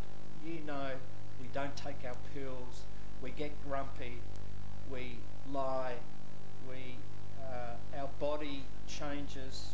You know, it's quite hard. It's not like a rat in a cage where we can control everything, the food, the activity, the environment. Studying people is hard. And our tools to do it, to measure health, the tools to measure health are not reliable. And then finally we have to write with a skill. Writing is a skill. So let me just take each of these a little bit further. What is a good question? Well, obviously a good question is no one has thought about it before. You know, This is a good thing, getting a mobile phone. Bottled water. Who thought of bottled water? They're multi-millionaires. I don't know whether you get Red Bull, the energy drink in Pakistan. You know, that is a multi-million-dollar company now, billions. If you have a good idea, it's really good. You'll get a Nobel Prize, but not everybody can think like that. Another question is, if you think of the question, it's simple. You know, we make our questions too complicated. It's one of our human faults, is we always think too much. Make the question simple. How can this question be relevant?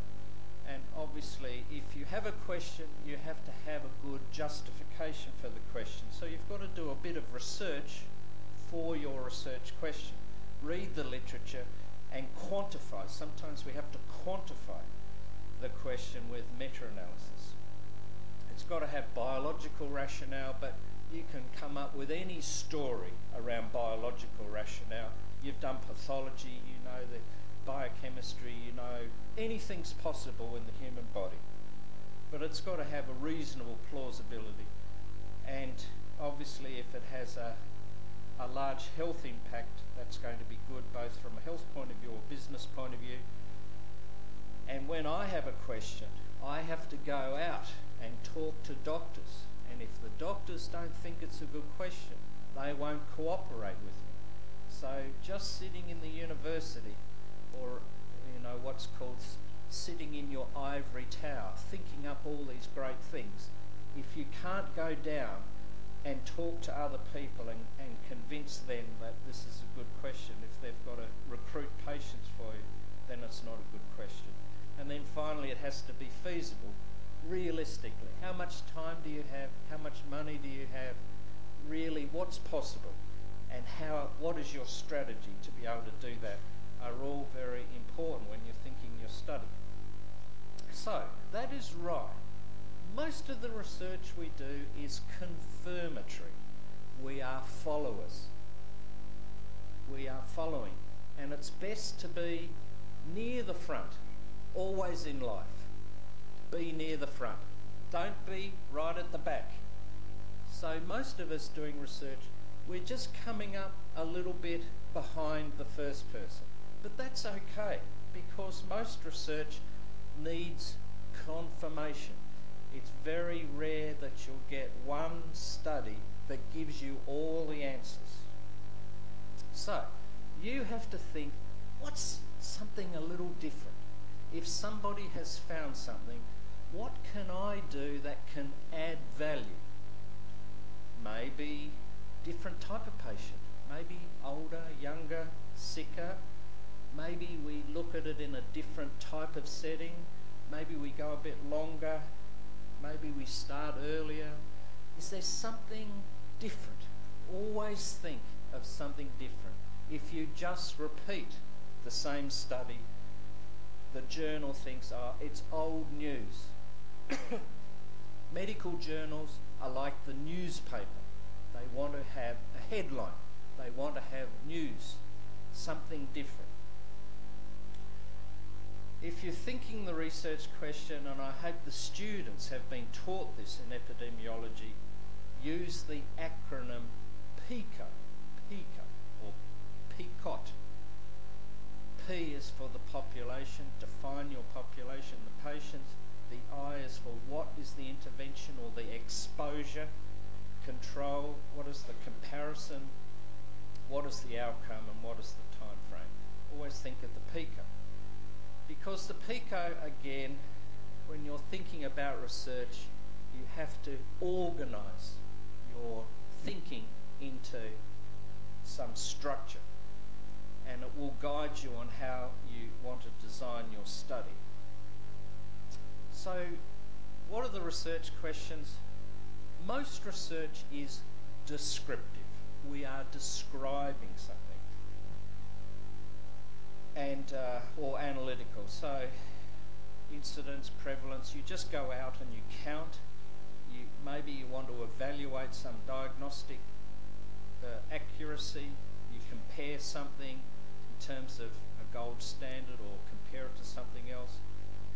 Prognosis is very common in hospital practice. We have patients and we want to prognosticate their recovery or their risk of dying or something else. And then there's the intervention studies, which is randomized controlled trial. So what is a strong design? Well, randomized controlled trials are the highest quality because that is where we get the least biased evidence. That's what's relevant to clinical practice, and that's what the guidelines use. And randomized controlled trials, you just got to make sure that they are good quality because that's the foundation of our clinical practice. And so I've used this as a picture to try to describe something. So basically, when you do a clinical trial, or actually when you do any research, we're interested in the effect or the association. It's a nose. It's a small effect. Most of risk and most treatments in medicine, they're very small effects. Cure is if in surgery we can get a cure, infectious diseases we can get a cure, but in chronic disease our treatments are very small. They're modest. And we have to determine this small effect across others. And again, for the medical students here, is the three factors that you always have to overcome in research is chance, confounding, bias. Chance is just bad luck. The only way to overcome bad luck in research is large numbers. If you study 10 patients, you get a lot of chance association. 200, less likely. 2,000, very minimal. Just more patients, less problems of random error, chance. Confounding is other factors, and I'll just show you a thing about confounding. And bias is just measurement error. It's the measurement, the tools we have, or some other factor. Always, we want to get a true effect or true association across those things. So confounding, it's a big problem in all our research. In all we do is confounding. So, if we're studying, for example, a risk factor, hypertension, or an antihypertensive with a particular outcome, we want to examine, does hypertension cause heart attacks? Or does our drug to lower blood pressure prevent heart attacks? That's our goal. An association, a treatment association or a risk association. But there are confounded. Obviously, age is related to heart attack. There's a difference between males and females. There's obviously smoking is related to heart attack. BMI and weight, waist circumference, cholesterol, the baseline level of blood pressure, other factors. These are confounders. So when we do a randomized trial, we can balance these confounders. When we do an observational study, we have to measure these things to control for this association. So we have to record them. But the problem is there are other things that we haven't measured. Maybe we just haven't got enough data to collect. And also there are some things we don't even know about that could influence the association. And that is what's called residual confounding. Residual confounding. So in any observational study, we want to look at these patients, whether they have an outcome here or an outcome here. We always have the problem of confounding, and we can never fully control for these confounders. We find an association, is it true or not? There's confounding. So randomization balances out the treatment and it balances out the confounding. And that's why randomised controlled trials is the highest grade of evidence, is it controls for the confounders so that we can determine that individual factor and its relationship to the disease of outcome. But even with clinical trials, there are a number of factors that we have to have a look at to make sure, even with a randomised controlled trial, it is a good quality. So even though randomised controlled trials are the highest level of quality of our research, they do have a problem. And the big problem of randomised controlled trials is selection bias. If this is all the people who have the disease, generally for randomised controlled trial, we only put in maybe 5 or 10% of all the patients because they have to fulfil certain inclusion criteria. And also, some patients don't want to participate in the research for some reason. Some people are too far away to come back to the clinic. Some people might have a very bad or serious other disease. So the big problem is that the result we get here is biased by the inclusion criteria. And therefore, as a clinician, you need to understand the inclusion criteria and how the result in the clinical trial is relevant back to the type of patients you see in your clinic. And that's really important. When you're reading the Lancet or New England Journal of Medicine article, you need to understand not only the design, but the type of patients that were put in. Which is why now you have probably heard that registries, real life patients, what's called real life research, are becoming very popular. Because in a registry, you can get over 90% of the patients into your registry, and you can understand the patterns of disease, the patterns of their management within your health context with least bias. It's a little bit harder to do randomisation in registries, but it's quite appealing to understand how your patients are receiving standard of care. And I'm sure that this is a very popular way to go when you're developing your research in Pakistan, is to think as a good way of going is to get some cooperation to form registries. But even with a registry, there are some quality. You've got to have enough variables in the registry. You've got to make sure you include all your patients because you've got to reduce the selection bias. You've got to assess them early after the disease, and it's scheduled intervals.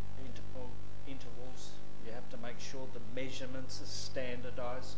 If you're writing your article and someone on the other side of the world has to understand your measurements, you've got to make sure that it's an international measure, not just a Pakistan measure. And then ideally, it's important that the outcomes are done by somebody who doesn't know what the patient's had, because then you get an unbiased assessment of the outcome. If the surgeon's operating on his patient and he also does the measurement of the person's health afterwards, of course the surgeon's going to make it look good and the patient's going to be more happy to tell him it's good, or maybe it's not so good. You've got to make sure that all your patients come back to the clinic. And who are the patients who don't come back to your clinic? They're the patients who don't like you, or they're the patients who are the sickest. So the patients who come back to your clinic are always the healthier. And if your registry just includes all the patients who come back for follow-up, your registry will look very good, very biased. So you have to make sure that you put a lot of effort in to make sure all your follow-up is complete, and obviously there's some issues around informed consent. So as you can see, I always say to my fellows and others, clinical research is the science of compromise. We're always compromising on trying to get the best research. have to compromise on how much money we've got. If we got lots and lots of money, we can do more things, high quality, but we never have enough money. We're always looking at ways to, no one ever gives us everything we want. We're always looking for other things to do. How many patients we need, how much time and follow-up, how much data, how much time, how much quality oversight, and then we always also need to add in the extra time to get started. And putting all that together, as you can see, just requires a bit of thinking. Coming up with a great idea as you're driving home or on the bus, you've got to make sure you take that idea and you think about it and put together into a good plan. And then finally, writing. Well, if you want to survive in research, you have to be ready for rejection, because not all of your science can get published. And writing is different to writing a novel. When you write a novel, you can be very expansive and colourful. You can use a very romantic way to write your story and create the emotion in the reader. But when you write for science, it's brevity, it's structure.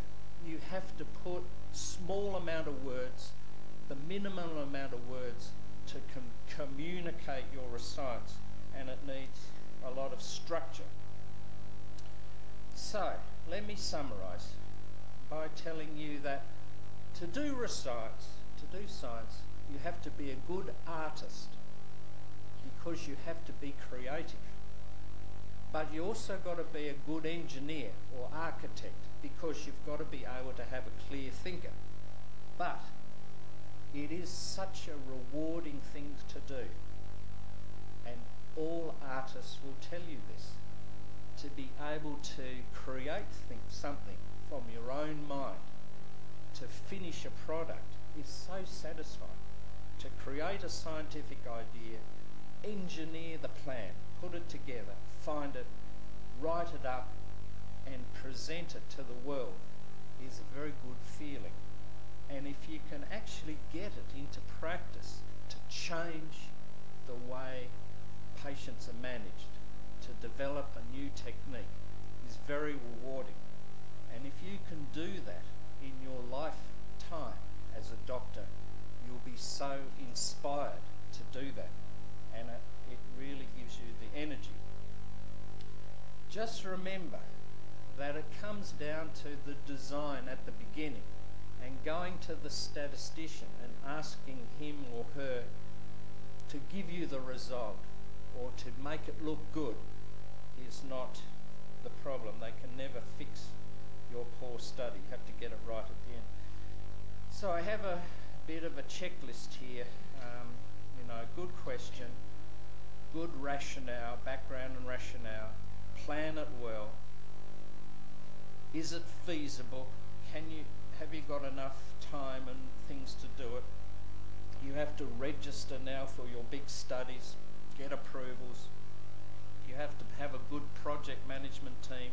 The bigger the study, the more effort for management, your statistical analysis, your writing, and if you have a large database, then the reward is that you can analyse and write papers from your database for even 10 or more years. I think this might be nearly my end. So I have another thing that I use as P's for clinical research. Obviously, clinical research requires patience. It requires you being patient. You have to be persistent.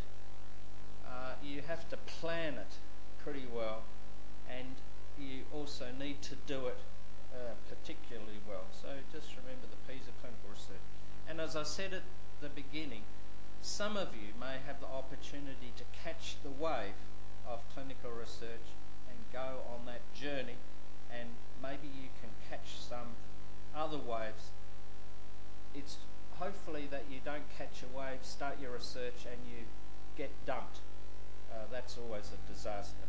And then finally, if you can get your research into clinical practice, is always very good, and I wish some of you every success in your research, and again thank the organising committee for this lovely opportunity to be with you today.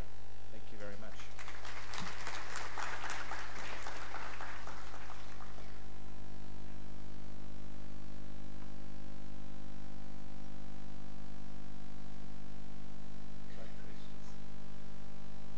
That could be a bad or a good thing. There's no questions.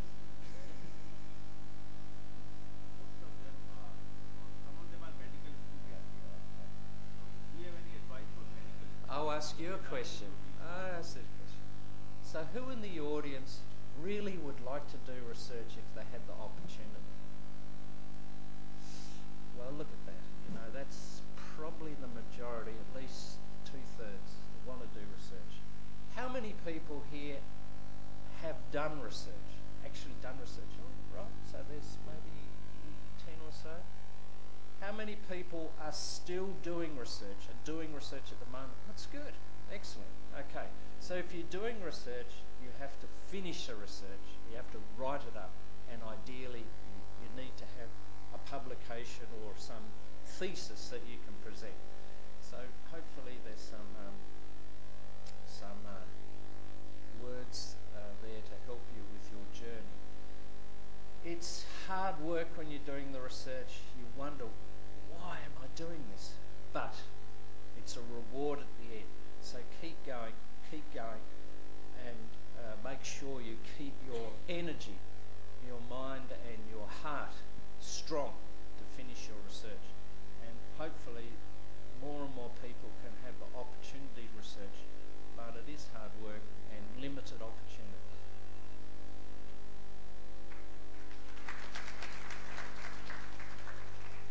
Thank you so much, Professor Anderson. Now I would like to call Dr. Shahid Mustafa for his talk on teleneurology. Dr. Shahid Mustafa is a consultant neurologist and clinical neurophysiologist at Afghan University Hospital.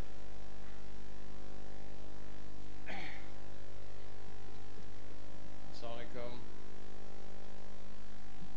So let us switch gear and talk about something which is totally different. I see that majority of the audience is represented by women here, so you may want to listen to it with some more attention, because this is something that you might be interested down later, you know, in your life, and you know, even sitting at your home, you might be doing something like this. You know, circumstances change, life brings, you know, change in the way you live. So you might want to listen to this. So let me start with a little case. About 2.5 months ago, I received a WhatsApp text from somebody that I did not know. A friend referred him to me. I was in US, he was in Karachi, so he sends a text that, you know, I was resting on my bed, then I felt my left side from my shoulder to leg becoming numb and heavy, and I had problems standing and walking steadily, and the symptoms improved after my son helped me walk few steps. Immediately went to NICBD for ECG, which was all clear. So that was a WhatsApp text to me. So I, being a neurologist, or you know, any neurologist would have immediately realized that this was a TIA, right? So I kind of sent him back that we should talk urgently. I asked him, what meds are you taking? I specifically told him that your blood pressure should be high for next 7 to 10 days, because if he would have gone to someone who's not trained in neurology, if his blood pressure was high, immediately would have been given something to brought it down. And I told him to start and blood thinner and some, you know, cholesterol lowering drug, and told him to get some investigations done. So he sends me back the results of his scan, and there's a little mark of a small, you know, stroke in the right hemisphere. And this is the result of his MR angiogram, and it shows a very tight stenosis in his right middle cerebral artery. So as I told him not to bring his blood pressure down, fortunately he did not. he started the medicines, and fortunately he did not have any more attacks. He sent me another text of shukriya and so forth and so forth. And when I came back, he saw me, and luckily he's doing quite well. So what is this? This is exactly what tele-neurology or telemedicine is.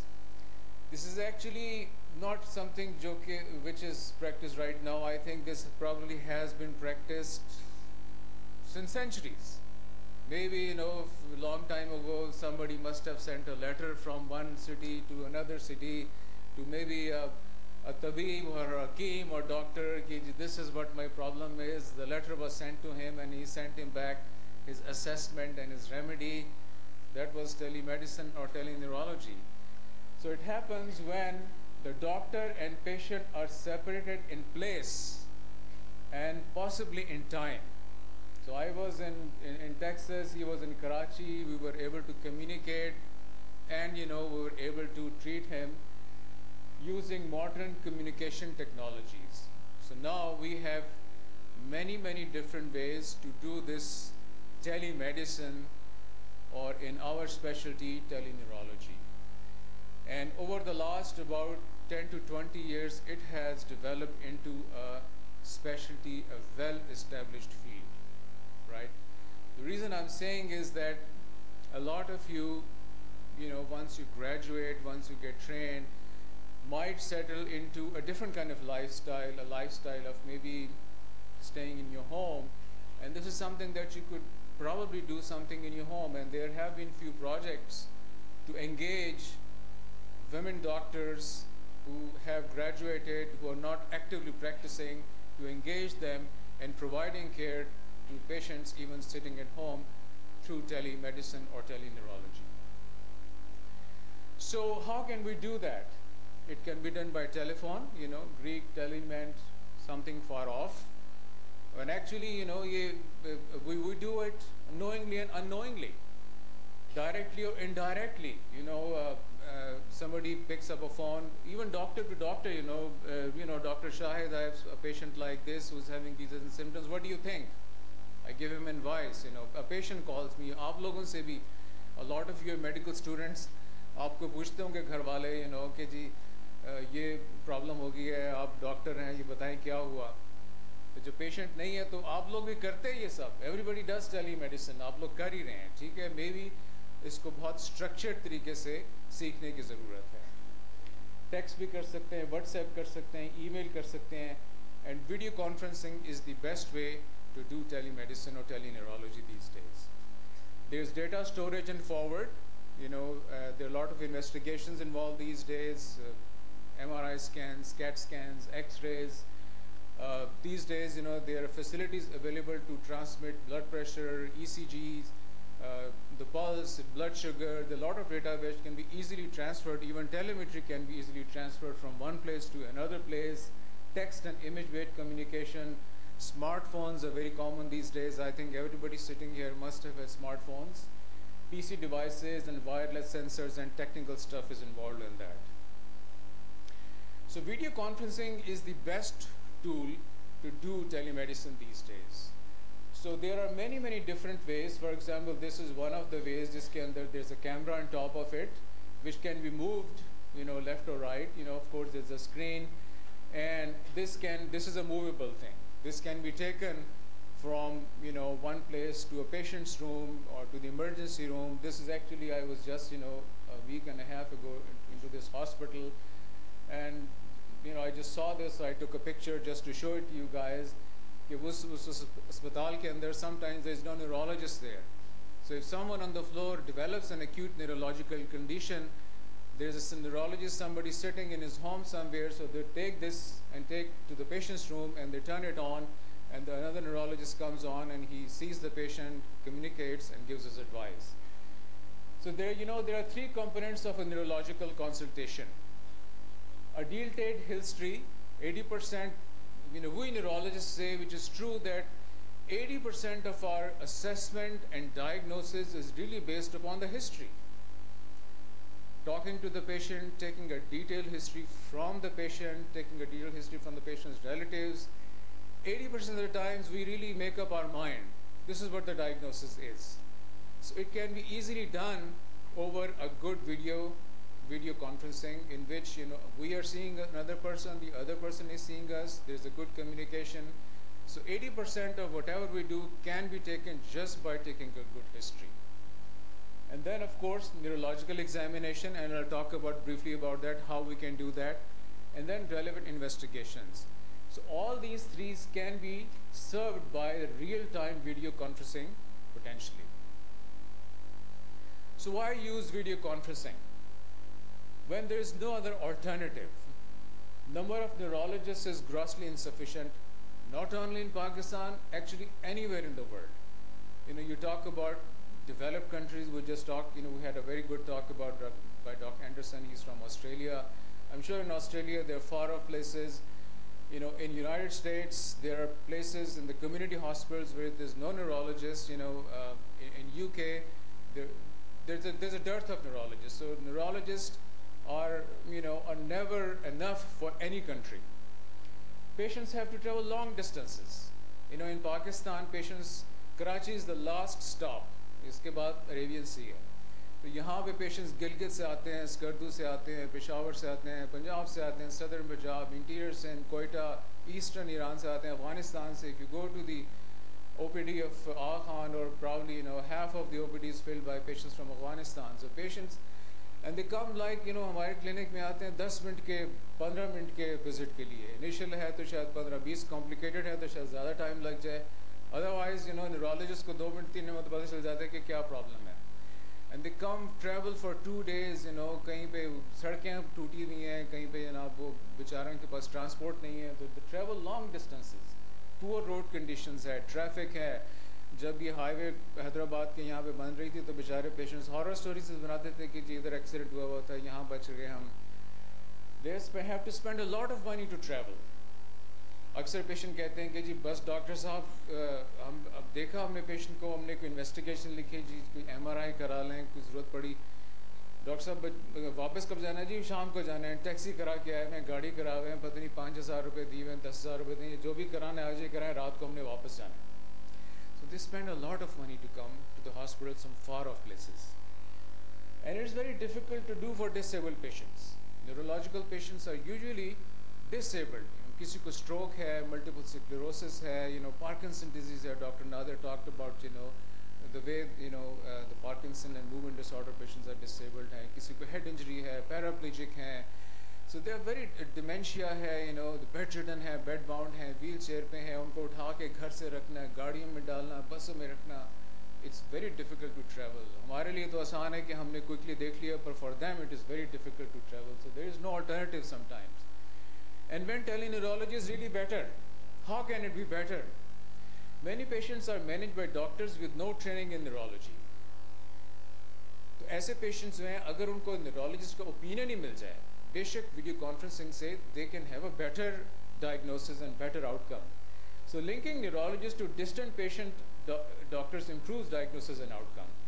In one study which was done by UK, if seen by a neurologist, there were fewer tests and the fewer follow-up appointments. In another study also done in UK, 37% admissions could have been avoided if they were seen by a neurologist. So they have a better diagnosis and shorter inpatient stay. So even अगर वो directly ना भी देख रहे हो, अगर दूर से बैठकर on video conferencing भी देख लें, they still can have a good outcome. अब अगला सवाल होता है कि हिस्ट्री तो ले ली, एग्जामिनेशन कैसे करेंगे? आप बैठे हुए हैं दूर और पेशेंट उधर बैठा हुआ है, लेट्स से कि लड़काना में बैठा हुआ है, कैसे एग्जामिन करेंगे? तो इसके ऊपर भी लोगों ने स्टडीज़ की हैं. And what they found is कि जो अगर आप इसको देखें, ये जो है black line is face to face, यानी कि एक neurologist face to face examine कर रहा है पेशेंट को. And the white line is कि जिसमें न्यूरोलॉजिस्ट जो है वो एक एंड पे बैठा हुआ है और दूसरे एंड पर एक पेशेंट है जो कि एक मेडिकल ऑफिसर एग्जामिन कर रहा है और न्यूरोलॉजिस्ट को सुपरवाइज कर रहा है. उनको उन्होंने आपस में कंपेयर किया तो दे रियली फाउंड के पावर में भी they were almost equal. Deep and reflexes के अंदर भी plantar responses were actually somewhat better. Concept जो कोऑर्डिनेशन है, सेंसेशंस है, आई मूवमेंट्स हैं, सो मोर और less they were almost comparable to each other. So neurological examination भी documented है कि आप दूर से बैठकर वाया वीडियो कॉन्फ्रेंसिंग आप ऑलमोस्ट एज गुड एज जो फिजिकली आप कर सकते हैं. इवन जो फंडोस्कोपिक एग्जामिनेशन है वो भी अब ऐसी ऑफ्थेल्मोस्कोप्स आ गई हैं जिसको पैन ऑफ्थेल्मोस्कोप कहते हैं, जिसके एक एंड के ऊपर एक आईफोन लग जाता है और उसको आप कनेक्ट कर दें, जिस तरह ये मैंने इससे कनेक्ट किया है वो यहाँ प्रोजेक्ट हो जाएगा, उसको कहीं भी आप प्रोजेक्ट कर सकते हैं. सो न्यूरोलॉजिकल एग्जामिनेशन भी किया जा सकता है. So let's talk about different diseases. So telestroke is a very well established field, जिसके अंदर this is somewhere sitting in the emergency room, community emergency room के अंदर जो है जहाँ पे कोई neurologist नहीं है, वहाँ पे एक patient है जहाँ पे उसका कोई emergency room physician है या कोई nurse है जो कि patient के साथ उसके साथ simple examination करवा रही है. यहाँ neurologist है जो अपने घर में बैठा हुआ है और वो हो सकता है कि कोई 5-6 अस्पतालों को कवर कर रहा हो. And he also has an access to the CAT scan. एक स्क्रीन पे पेशेंट है जिसके साथ वो जिसको हम स्ट्रोक स्केल हम अगर आपने मेरी टॉक सुनी हो फ्यू वीक्स अगो जिसमें हम NI स्ट्रोक स्केल करते हैं which doesn't take much long, 5 minutes लगते हैं, जिसमें we would check certain about 25-26 points then check करते हैं. वो इससे करता है और he looks at the CAT scan, then he can tell them कि इसको हमने क्लॉट डिसॉल्विंग ड्रग TPA देना कि नहीं देना है, या इसको फर्दर क्या मैनेजमेंट करनी है, इसको हेमरेज है कि नहीं है, इसको इस्केमिक स्ट्रोक है कि नहीं है. इसको इसी अस्पताल में आमतौर से जो आइडियल कंडीशन में फिर वो ये फैसला करते हैं कि इसको TPA देकर इसी अस्पताल में रख लें, नेक्स्ट डे यहाँ के न्यूरोलॉजिस्ट देख ले, या इसको TPA देकर किसी और नेक्स्ट टर्शरी हॉस्पिटल में भेज दें जहाँ एंडोवास्कुलर कर लें. यानी कि basically he really helps the emergency room to make a decision कि क्या करना है. और इसमें भी जो है people have done studies के distant sitting neurologist examination is as good as physically present neurologist. तो मुख्तलिफ disorders हैं जिसके अंदर हम इसको टेलीमेडिसिन को टेलीन्यूरोलॉजी को we can use it.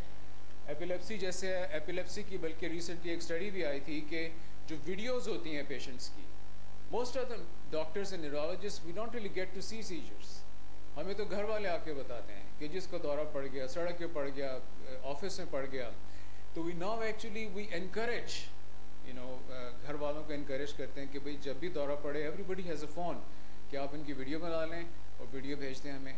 और अभी रिसेंटली स्टडी आई थी कि जो वीडियोज़ हैं जो कि बना के भेज जा सकते हैं can almost very convincingly differentiate between real seizures and pseudo seizures या साइकोजेनिक नॉन एपिलेप्टिक सीजर्स. तो that itself can help us long distance. Movement disorders हैं जिस तरह भी डॉक्टर नादिर ने कहा, it's a very visual thing. It's just seeing things. So sitting at a long distance, you can really diagnose a lot of things. Parkinson disease है, dystonia है, what kind of movement disorder is.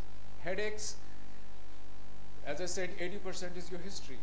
We can really diagnose very convincingly if these are migraine headaches, if these are tension type headaches, which are primary headaches. 80-90% of the time most of the headaches are primary headaches. बहुत कम ऐसे हैं जिनको फिर further investigation की ज़रूरत पड़ती है जिसको हम गाइड कर सकते हैं. Similarly, dementia is also a very history taking sort of diagnosis. Neuroradiology, इसके अंदर भी जो है the images can be transmitted, data storage device के ज़रिए transmit किए जा सकते हैं, and this is a very well established field जो कि की जा सकती है. Psychotherapy, cognitive behavioral therapy through video conferencing की जा सकती है. And not only disorders but investigations जो हैं, like neurophysiology is a big part of neurology. EEGs can be easily read from long distance, not only just 20 minutes EEGs but continuous EEG monitoring can be accessed remotely. Nerve conduction studies can be read remotely. Evoke potentials be, even sleep studies can be read remotely. So a lot of things can be done remotely by doing just telemedicine, teleneurology. So how is it important in Pakistan? Pakistan mein the distribution of neurology is very patchy. If you look at most of the neurologists are centered in the major cities. Karachi में होंगे, जितने भी major cities हैं, हैदराबाद में होंगे, कोयटा में होंगे, इस्लामाबाद में, पेशावर में, major cities में. But you know, most of the 75% of the population of Pakistan lives in rural areas, while the percentage of doctors working in these areas is about 22%. And the number of neurologists in the whole country is maybe up to 140 to 150, which is, of course, you know, grossly insufficient. So we really cannot really physically, you know, neurologists can fulfill the population of Pakistan. And most of them are in the major cities, where most of the population is not. And we don't really serve Pakistan, we serve eastern Iran, we serve most of the Afghanistan, you know, Karachi ke andar, Kandahar se, Herat se, there's a huge influx of patients. Similarly in Islamabad and in Peshawar, you know, Kabul and, you know, Mazar Sharif and Jalalabad, there's a huge, you know, I used to work in Islamabad, there's a huge number of patients from that area. So there's a huge population that's difficult to be served. And जो health structure technically Pakistan का है, एक तो public sector है, एक private sector है. Private sector is like AKU है, या बड़े hospital हैं, like Islamabad में Shifa International Hospital है. Shifa International Hospital में there is some telemedicine, teleneurology which serves some Afghanistan area. Even AKU में भी कुछ, you know, there's some established teleneurology to a certain degree. So basically जो अगर हम structure देखें तो एक तो कम्युनिटी लेवल पे बेसिक हेल्थ यूनिट्स हैं, उसके बाद तहसील हेडक्वार्टर हॉस्पिटल होते हैं, फिर डिस्ट्रिक्ट हेडक्वार्टर हैं और टीचिंग टर्शरी केयर हॉस्पिटल्स हैं. आई वुड से कि अब पाकिस्तान के अंदर टीचिंग और टर्शरी केयर हॉस्पिटल में तो कहीं ना कहीं न्यूरोलॉजिस्ट अवेलेबल है, बट उससे नीचे प्रॉब्ली नॉन एग्जिस्टेंट है. So if we can have some way of hooking these district hospitals with the teaching hospitals, have some way of telemedicine apparatus, both technically available in these hospitals, so maybe we can help some of these patients instead of traveling to major cities, and instead of not having any access to neurologists, I think they can have a better diagnosis and outcome. This was a proposed telemedicine network model. ये एक article, it was a nice article that I picked it up, जिसके अंदर उन्होंने ये in general Pakistan के अंदर ये telemedicine का एक नेटवर्क का एक आइडिया पेश किया था. Of course center one in Islamabad, but periphery में are basic health units, ठीक है, these are basic health units, and now these are district headquarter hospitals, और ये जो हैं जो पर्पल से ब्लू से हैं, these are provincial. तो provincial level पे भी अगर इनको hook-up कर दीजिए district के साथ with some way of having a telemedicine consultations, so we can still help a lot of these patients at institutional level. So these patients who have to travel from far off distance can go to these district headquarter hospitals or even Tehsil headquarter hospitals, and then those doctors can consult with neurologists who are present in provincial or in the central locations. They can have neurological consultations. Or the other is direct between the doctor and the patient. That's actually, for me, you know, I have done this for the last many years, and which is directly between patient and the doctor. But this usually can be done if you first have seen the patient in your clinic, in your office, and you have their records. You have established a patient-doctor relationship, you know the patient, and then you can have a follow-up through any way. I usually do via Skype. For example, this patient is in Peshawar. She is an established patient. I have been following her up for the last at least 10 years, mostly via Skype. She's got juvenile myoclonic epilepsy. She has been diagnosed. I have been managing her medications, you know, up and down. She gets her levels checked. She sent it to me, and we set up appointments periodically. I just saw her yesterday. She is going to get married by the end of this year, so I'm switching her medications from, you know, one to the other one. So it has been going on quite successfully. So once you have medical records, you know the patient. Instead कि ये पेशावर से यहाँ travel करके आए को 50-60 हज़ार रुपये खर्च करें follow-up के लिए, they can just pay an follow-up outpatient appointment, and they can just get their follow-up consultation. They're happily satisfied. अगर 10 साल से कर रहे हैं तो I'm sure they're satisfied. This is a patient in Sibi whose son has got Lennox-Gastaut syndrome, जो कि epilepsy की एक syndrome है, जिसको मैं एक मरतबा देख चुका हूँ. इसके भी मेरे पास records हैं. So instead of कि उसका patient जो disabled है उसको सिब्बी से उठाकर कराची लेके आए, I can see them via Skype. You know, Sibi जैसे सिटी के अंदर भी ऐसी चीज़ें available हैं, तो direct patient और doctor के दरमियान के अंदर भी teleneurology establish हो सकती है. तो options क्या हो सकते हैं पाकिस्तान के अंदर? There are many things. बहुत महंगे भी हो सकते हैं, Polycom है, locally manufacturers हैं.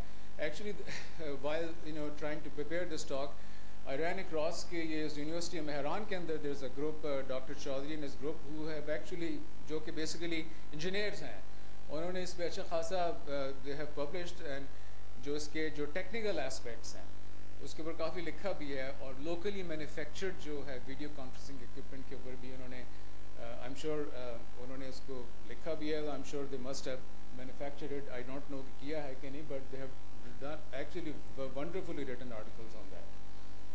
You can do Skype, you can do Zoom, you can do FaceTime, you can do WhatsApp, you can do Facebook, you can do emo. और आप youngsters हैं, आपको तो पता नहीं और भी कितनी चीज़ें पता होंगी जो मुझे नहीं पता. All you need is a high-speed internet connection. So before I end this, so this is a thing of the present, and this is certainly a thing of the future. Or keeping in mind जो American Academy of Neurology है, उन्होंने इस पे curriculum develop किया है, an outline for teleneurology curriculum. उन्होंने एक telemedicine work group उसका recommendations बनाई. उन्होंने almost इसके 5 उनके module prepare किए हैं. You can actually go online and go through these modules, जिसके अंदर उन्होंने सब चीज़ों को cover किया है कि इसके लिए residency, क्योंकि currently residency training is totally absent. And अब जो वहाँ के employers हैं वो पूछते हैं कि भाई ये resident को teleneurology करनी आती है कि नहीं. अमेरिका के अंदर तो बहुत common हो गई है teleneurology. It requires specific knowledge and skills, कि technical knowledge है कि नहीं है, medical legal ethical aspects है इसमें. तो they are suggesting 4 to 6 weeks electives in it. जो medical students हैं उनके लिए clerkships इसमें offer होती हैं.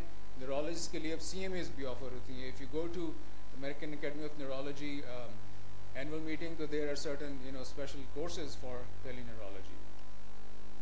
So teleneurology can provide solution for distant care in Pakistan. Why? Although there's a dearth of neurologists in Pakistan, but your telecommunication work, it's actually wonderfully established in Pakistan.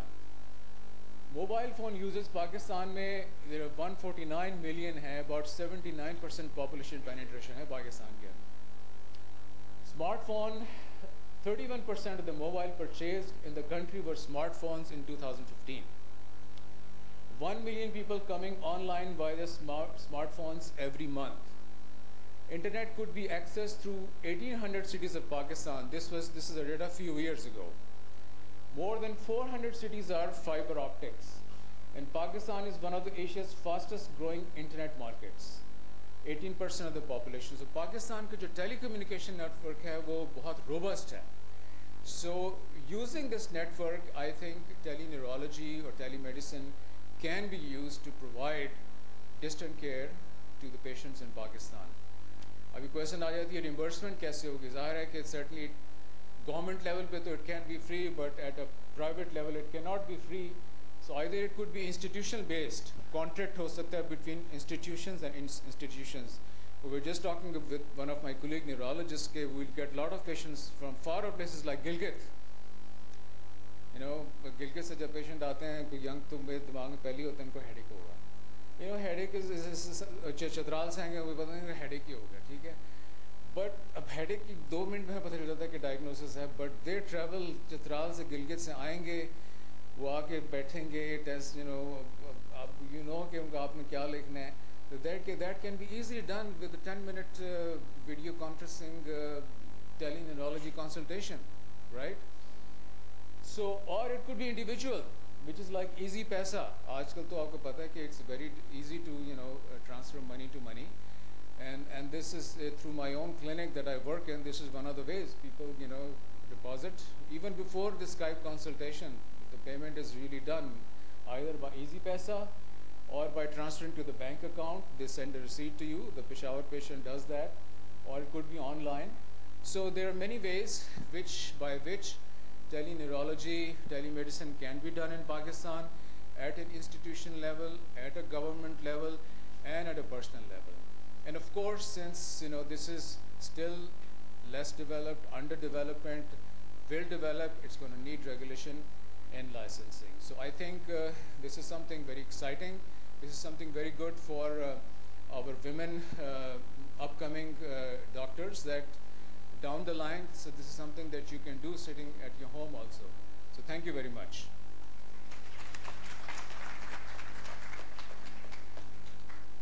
If you have strength left to ask any questions, I'll be more than happy to do that. I think someone has. What's your question?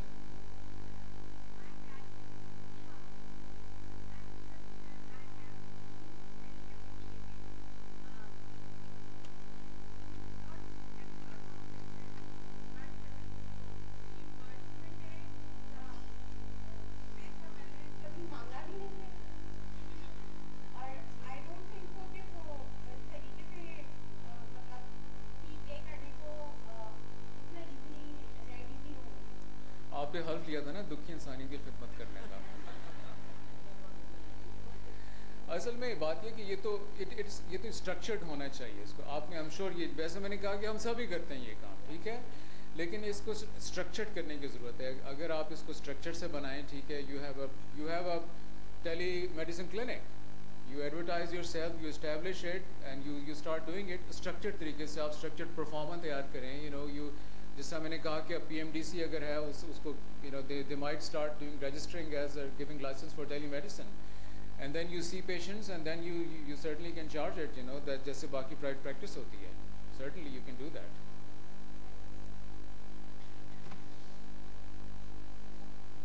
All right, thank you very much. Thank you so much, Dr. Shahid Mustafa. Today's session final talk, for this I would like to invite Dr. Duresh Shewar. She is consultant neurologist and clinical neurophysiologist and coordinator of neurology residency program at AKUH. Her talk would be on deep brain stimulation and Parkinson's disease. Dr. Duresh Shewar.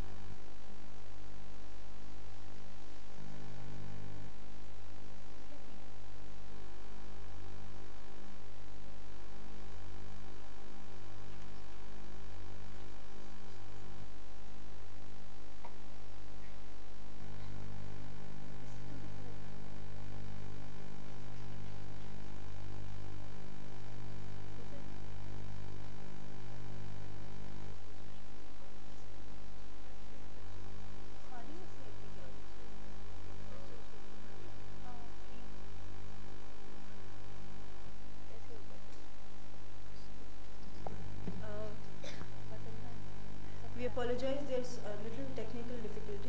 Just for a moment, please.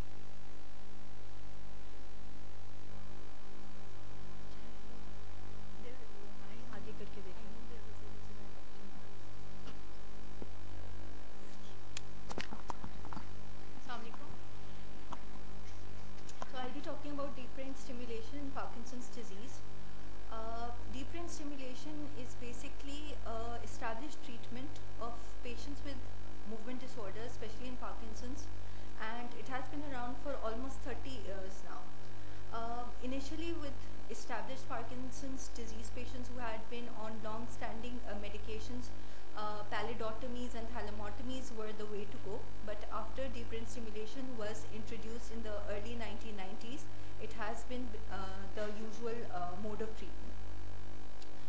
The clinical applications with deep brain stimulation include patients who have disabling motor symptoms associated with Parkinson's disease. It can also be used for essential tremor, for dystonias, for depression, for psychiatric illnesses, as well as for epilepsy. So basically, in 2002, the FDA approved deep brain stimulation in patients with Parkinson's disease, but there were certain criteria that had to be fulfilled before this was undertaken, and we'll go through them in a while. So deep brain stimulation, basically, what actually happens is there's certain microelectrodes that are implanted in the brain, and they have a connecting lead which leads to a battery that's implanted infraclavicularly. So what this battery does is it sends electrical signals to the brain, and it over here on the picture it's only on the surface, but actually it's very deeply implanted in the basal ganglia. So there's different sites, and the two established sites for Parkinson's disease include the subthalamic nucleus and the globus pallidus internus, which is a part of the basal ganglia. So basically what happens in a cross-section of the brain, in a coronal section, you can see this is the thalamus, and the subthalamic nucleus, which is the primary target in cases of Parkinson's disease, is a very small structure. Actually, the length of the subthalamic nucleus is just around 8 millimeters. So it's a very small structure and a very deep structure, and therefore this is the target of patients with Parkinson's disease who undergo deep brain stimulation. Thalamus is usually the site which is used when the patient has complaints of essential tremor. The caudate nucleus is the site that has implantation of these electrodes when the patient has something like obsessive compulsive disease. Basically, this electrode that's implanted into the subthalamic nucleus has 4 contacts, and these 4 contacts can be kept active at any point of time. The electrode that's placed inside has very crucial structures all around the site, and therefore the planning and the trajectory that's used has to be meticulously planned. So you have an initial MRI screening done, then the software itself has certain navigation programs that sort of merge the MRI with the trajectory to plan the trajectory, and therefore the planning is a basic system that's basically done once the basically we're using Medtronic implants over here, and therefore the team from the Medtronics as well as the neurosurgeon as well as the radiology all are on board before they actually say in which dimension this electrode will be placed. So these 4 contacts are just 0.5 mm apart from each other, and they're around 1.5 mm in length, and therefore the structure that needs to be covered, you need to make sure you're not very medially, and you need to make sure the surrounding structures like the zona incerta or the substantia nigra are not affected, because if you put the electrical impulse here and the electrical impulse is too big and goes into the surrounding areas, it will cause some major side effects which we need to avoid. So if you look at a cross section of the subthalamic nucleus, it's just 8 millimeters, remember that. So the length is around 8 mm and the width is around 6 mm, okay, and it's really, really deep. This is the medial part of the subthalamic nucleus, which is associated with mood and limbic functions, and therefore if the electrode comes through here and it's really close to the medial side, what happens is the patient starts having psychiatric issues, and you need to avoid this. Sometimes they even get suicidal. They have a lot of dementia if it's placed somewhere here. So the target place being, you have to put it in an area which controls the motor functions. So if the patient has a lot of leg abnormalities, leg tremors, the arm is affected, or the face has a lot of mask facies, so what happens is depending upon the position of the electrode, the symptoms may sort of decrease. This is the area where the voluntary eye movements are controlled, and therefore if it's very close to this, the patient develops gaze palsy. Planning of the trajectory X-rays are through the MRI, and it can also be done through the microelectrode placement, which is done per-operatively. So whenever the electrode sort of passes through all these structures that we just went through, so if it goes through the thalamus, it will show a recording which will be something like this. Okay, so it will be very asymmetrical and it will have a different baseline. But once it goes through the thalamus and then in the pars reticulata and then into the target STN, it will show something like this and this. So basically, people who go to the deep brain stimulation implants in per-operatively, they have a different sort of approach to it. They're hearing this as well as looking at the graph before deciding what would be the optimal place for placing the electrode. Aside from this, when you place it in a particular structure, throughout this procedure, the patient is completely awake. So you're actually examining the patient after placing the electrodes and seeing whether the symptoms are actually improving. So if the patient has a lot of rigidity pre-operatively and you've put in the electrode, you will examine him at the wrist or the elbow, which are more accessible during the surgery, and see whether the rigidity is actually better at this place, at this place. So basically, the there's usually 3 to 5 places that can be assessed, but they say if the number of electrodes that go through are increased, the risk of bleeding goes up. So the hypothesis is that the deep brain stimulation basically blocks neuronal depolarization and prevents the neurons from reaching a threshold. So there's different hypotheses, but the truth is no one really knows how it works. So they say the abnormal electrical circuits in the brain, when they have electricity coming into them, they sort of lead to some way that potentially the disabling symptoms improve. So it requires a multidisciplinary approach, including neurology, neurosurgery, psychiatry, anesthesia, radiology, and rehabilitation to contribute. And basically, we've started this procedure around 3 months back at AQ, and the first 2 patients were recently done. So we have very limited experience with it, but worldwide it has been happening for the past 30 years. The first implant that was done in the subthalamic nucleus was in 1993. So it's been a lot of research done, and after which you consider patients for this procedure. The inclusion criteria includes patients who have idiopathic Parkinson's, who have disabling motor symptoms, which is sort of refractory to therapy. But even though they may have the disabling symptoms, they should have response to levodopa. And the patient should have a realistic understanding of the procedure, because as we all know, Parkinson's is a progressive disease, and it's not like the procedure will make the patient all better and make the patient's disease go away. So we need to understand that. There's a lot of differential diagnosis of Parkinson's disease, and therefore we need to exclude all other major causes that may lead to Parkinsonian features. Postural instability in the first 3 years of diagnosis, as well as freezing and hallucinations, is sort of a pointer that it is not idiopathic Parkinson's and maybe one of the Parkinson plus syndromes. If the patient has something like a supranuclear gaze palsy, you would automatically think of progressive supranuclear palsy and not idiopathic Parkinson's. So if the patient has some other cause of the Parkinsonian features, then DBS would not be the procedure to go for in this case. So when do you actually consider deep brain stimulation? So patients who've had Parkinson's disease and idiopathic Parkinson's disease for the past 4 years or so, and they have long-standing motor complications which have now sort of gotten worse with time. These patients are the ones that you actually need to consider for surgery. The initial evaluation involves a detailed medical history, a comprehensive neurological examination. You need to make sure they have an MRI done of the brain, a basic blood workup including all the coagulation profile. You send them for a neuropsychiatric or a psychological evaluation, and then you go for the levodopa challenge test. So the Unified Parkinson's Disease Rating Scale is the official score that needs to be followed, and this is basically evidence-based, and it is an extensive score. And if the patient, basically what we make the patient do is, they're not supposed to take their Cinemet for the preceding 12 hours before they come in for this evaluation. And once they're in the clinic, we evaluate them and give them a score. After 1 hour of giving levodopa, we reassess them, and the score should actually, the motor score should improve.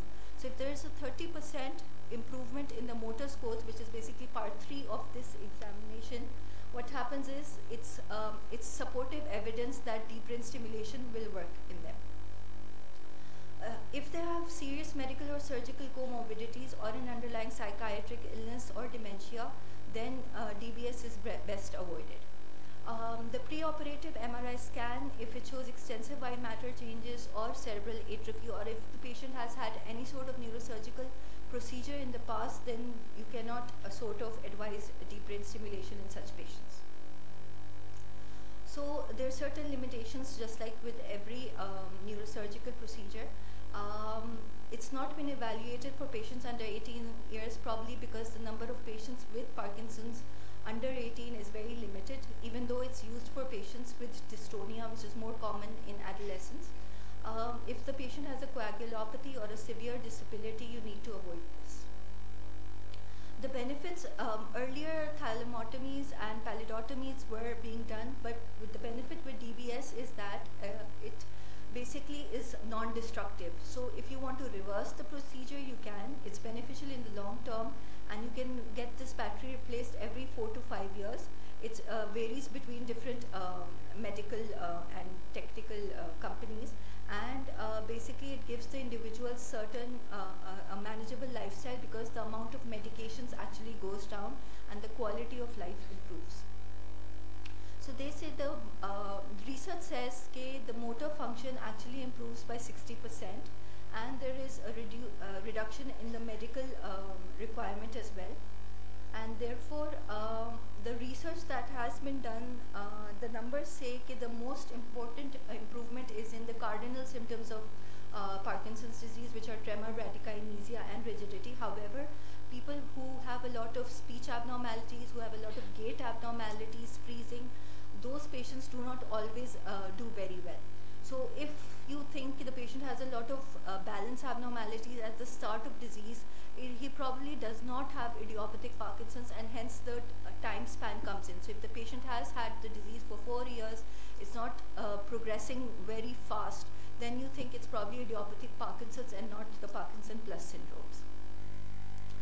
This was a landmark study conducted in 2001 in around 18 different centers across the US.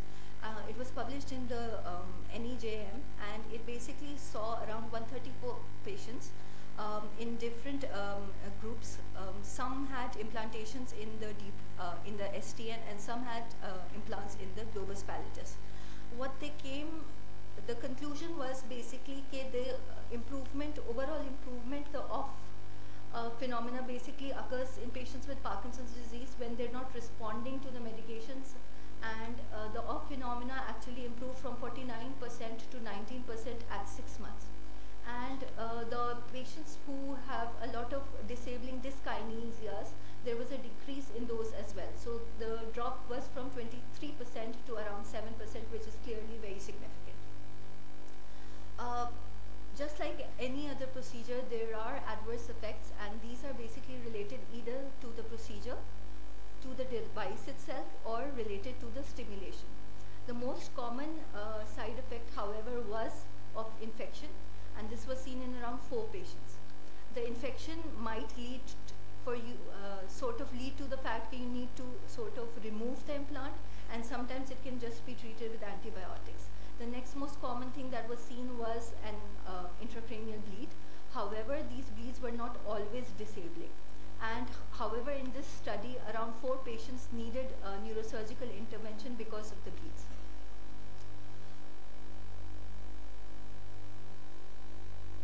There has been a number of studies over the years that precisely show different percentage improvements in the UPDRS score that we just discussed, but somehow all the percentages vary, and the largest study was done on 471 patients, and they found an improvement in the UPDRS score up to 58 to 42% at one point of time, and around 50 to 49%, which is almost sort of significant with the earlier researches.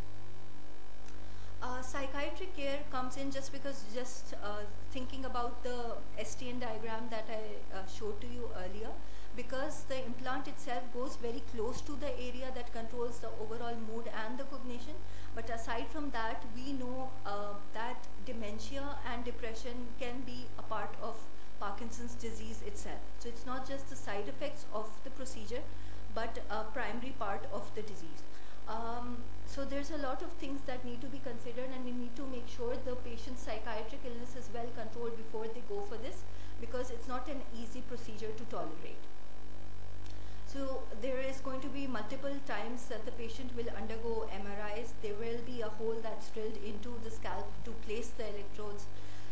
The patient is awake during this procedure, and therefore not all of them are sort of used to the environment that's there in the operating room. So there's lots of sound, sights and smells, and you need to make sure you're really careful while the procedure is being done, because sometimes we don't realize the patient is actually awake and sort of can hear you.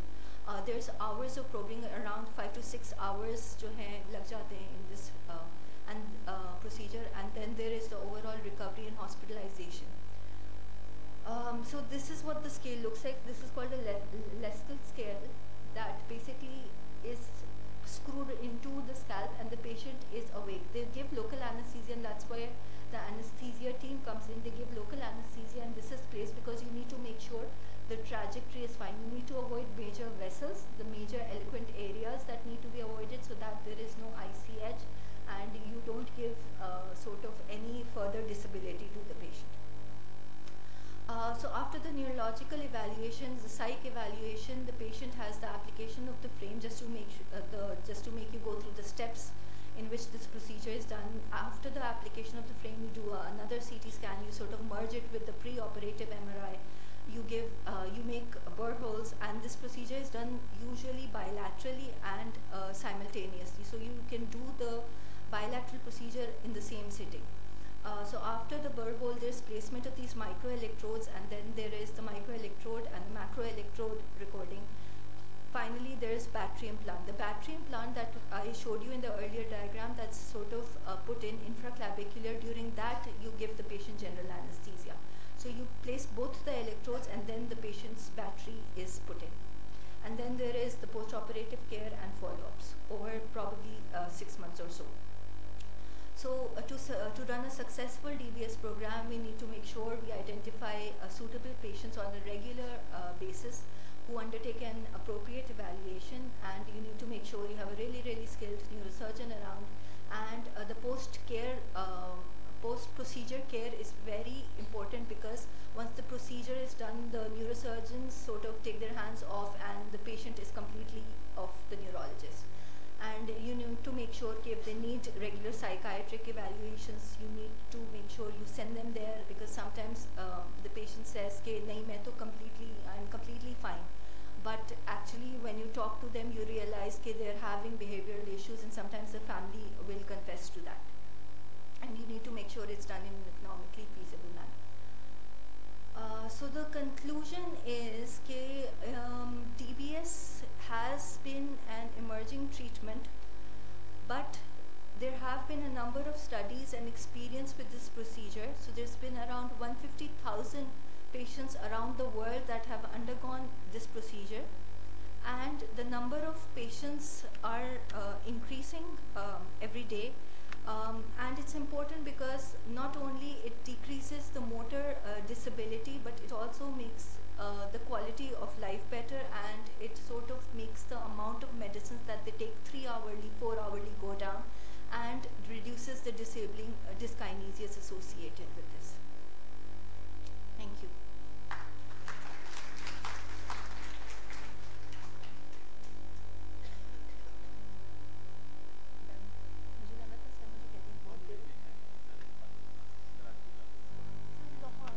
Basically, Lahore mein the patients that are done for Parkinson's, they say that it's more than 20.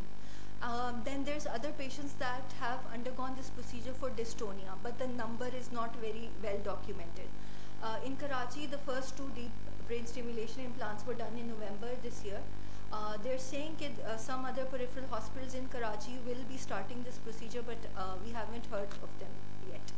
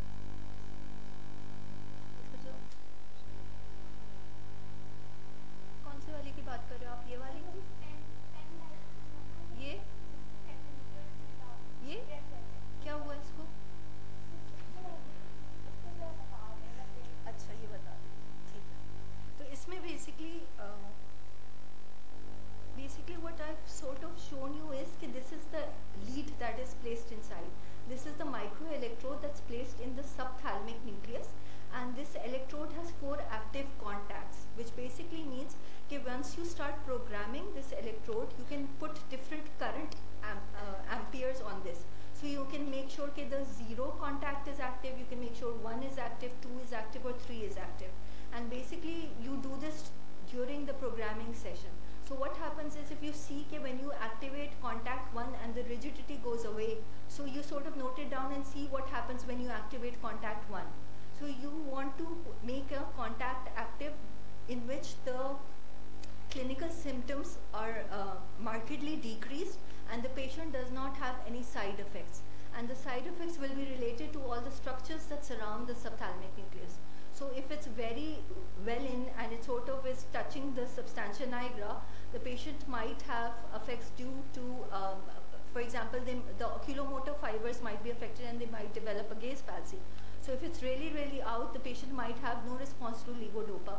They may have a lot of dyskinesias. Sometimes the internal capsule is passing through, they might be having a lot of motor symptoms. So the precision with which you place this is very important, and therefore the trajectory, which basically shows how the placement of the electrode is done, is important. So this is a different diagram. This is just a sagittal section of the placement of the electrode, and the point being this electrode will be placed on one side, on the right, as well as on the left side. And these contacts will be activated around after 4 to 6 weeks of the surgery itself. And there will be no damage when it is taken out. Why would you want to take it out unless the patient has sort of not improved at all? If the patient if the patient has some sort of infection because of this, but these are permanently implanted, you're not supposed to remove them. So these electrodes will be permanently implanted. The only thing that you need to sort of remove is the battery and sort of replace it in 5 to 7 years. It's like a shunt. It's not a shunt, it's an electrical, it's an electrode that sort of will be, एक second. So the electrode is placed here. This is the wire that's connecting it, and this is the battery. The battery will stimulate the electrodes in that particular area of the brain, which is the subthalamic nucleus, somewhere here, okay? And this electrode will cause, and the activity from this electrode will actually cause the Parkinsonian features to decrease. And the motor features are best affected. Okay? Thank you. You're welcome.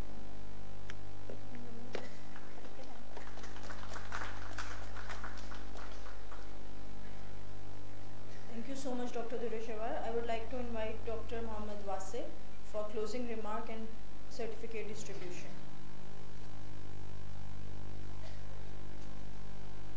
So thank you. Before we close, we would ask Professor Craig Anderson to give certificates to some of the speakers who are here. So Professor Craig Anderson first. I would invite Dr. Tahira. You can come here. Dr. Tahira is a fellow of in stroke, and she moderated all the session today. So that's a token of appreciation for her. We have some of the speakers from this neurology course, and we would like to give them certificates. First, I would invite Professor Dr. Nadeem Mehmet to come here and get his certificate from Professor Craig Anderson.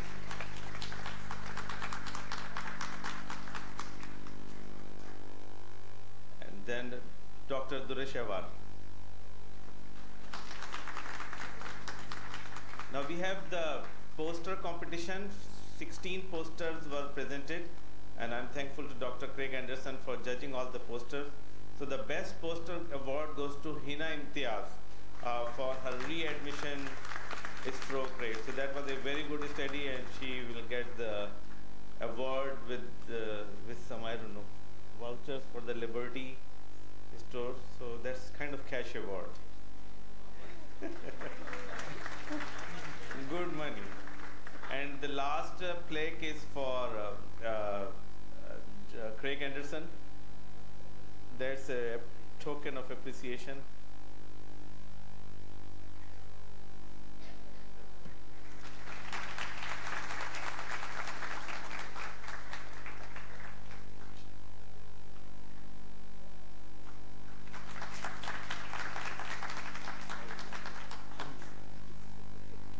Now, I have some more thanks. First of all, I'm thankful to all of you because you have been a great audience, student, and मुझे बताया गया गया कि ये जो हमारा इस वक्त जो स्टूडेंट्स का ग्रुप था, it was one of the best we had in the last 4-5 years. Because उसकी वजह ये कि the course was pretty well attended and आप लोगों ने बातें कम की. That's a good news कि मुझे पता चला कि शोर बहुत कम था. And now there are few things. I want to first thank our administrative staff, especially Hina Virani. She is the backbone for this course. So she did all the work related to this conference and the conference secretariat, especially Irshad, Nayab and the whole team, because it's very hard to organize something over 10 weeks, every week 3 hours, and you all come and get good lectures and everything. So I'm really thankful to conference secretariat, AKU faculty members who participated in this course, and our team of residents and fellows and everyone. Now there are few things for you. After the post-test, we will give you all the presentations, so you will get a link to download all the presentations. For all the lectures today, we will have links for you. You can watch videos at the YouTube, so all the links will be available. We have 3 textbooks of neurology for you. PDFs will be available, so you can download those textbooks. And the next course, the 15th course, will start in January, so we'll hopefully be starting registration in December. Now, few things as Dr. Anderson has asked you that, hopefully you are a little bit motivated in doing research. So neurology learning doesn't end by the end of the course, it starts here. So hopefully you have learned enough neurology to start reading neurology books, journals, magazine, or a lot of stuff is available for neurology. It's extremely important. It doesn't matter you become a neurologist or not. No matter what kind of doctor you become, you will see patients with neurological problems. And if you want to provide good care to your patients, you have to learn neurology. And hopefully these 30 hours of neurology, which is the best neurology learning and teaching in Pakistan and even in probably in the world, this is the best kind of teaching you get. These 30 hours will help your whole life as a clinician when you see a patient with neurological problem. So hopefully this course, we will have the next course and we'll add some more topics and maybe some more data collection related to the participants and everything. But hopefully that you will be able to download all the presentations, videos, you will be able to watch it again and again. If you have any problems, concerns, anything, you can always communicate with Hina or the conference secretariat. So if there are any more, Dr. Sarah Khan is here. I would invite her to get her certificate, Dr. Craig Anderson.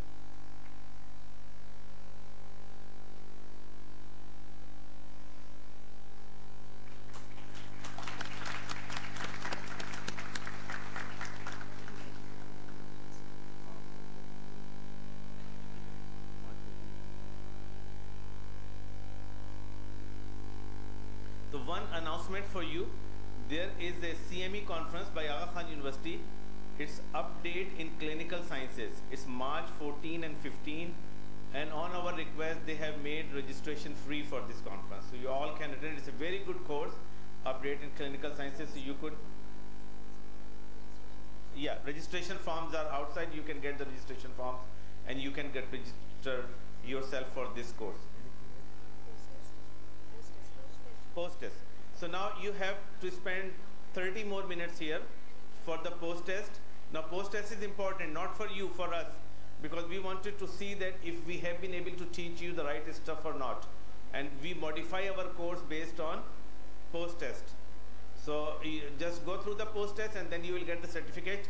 And after the post-test, we even have teas and cookies for you. So that's also in the tea area. So you will get that after the post-test. Thank you again very much. Thanks for participating. And we hope to see some of you next year again. Thank you all.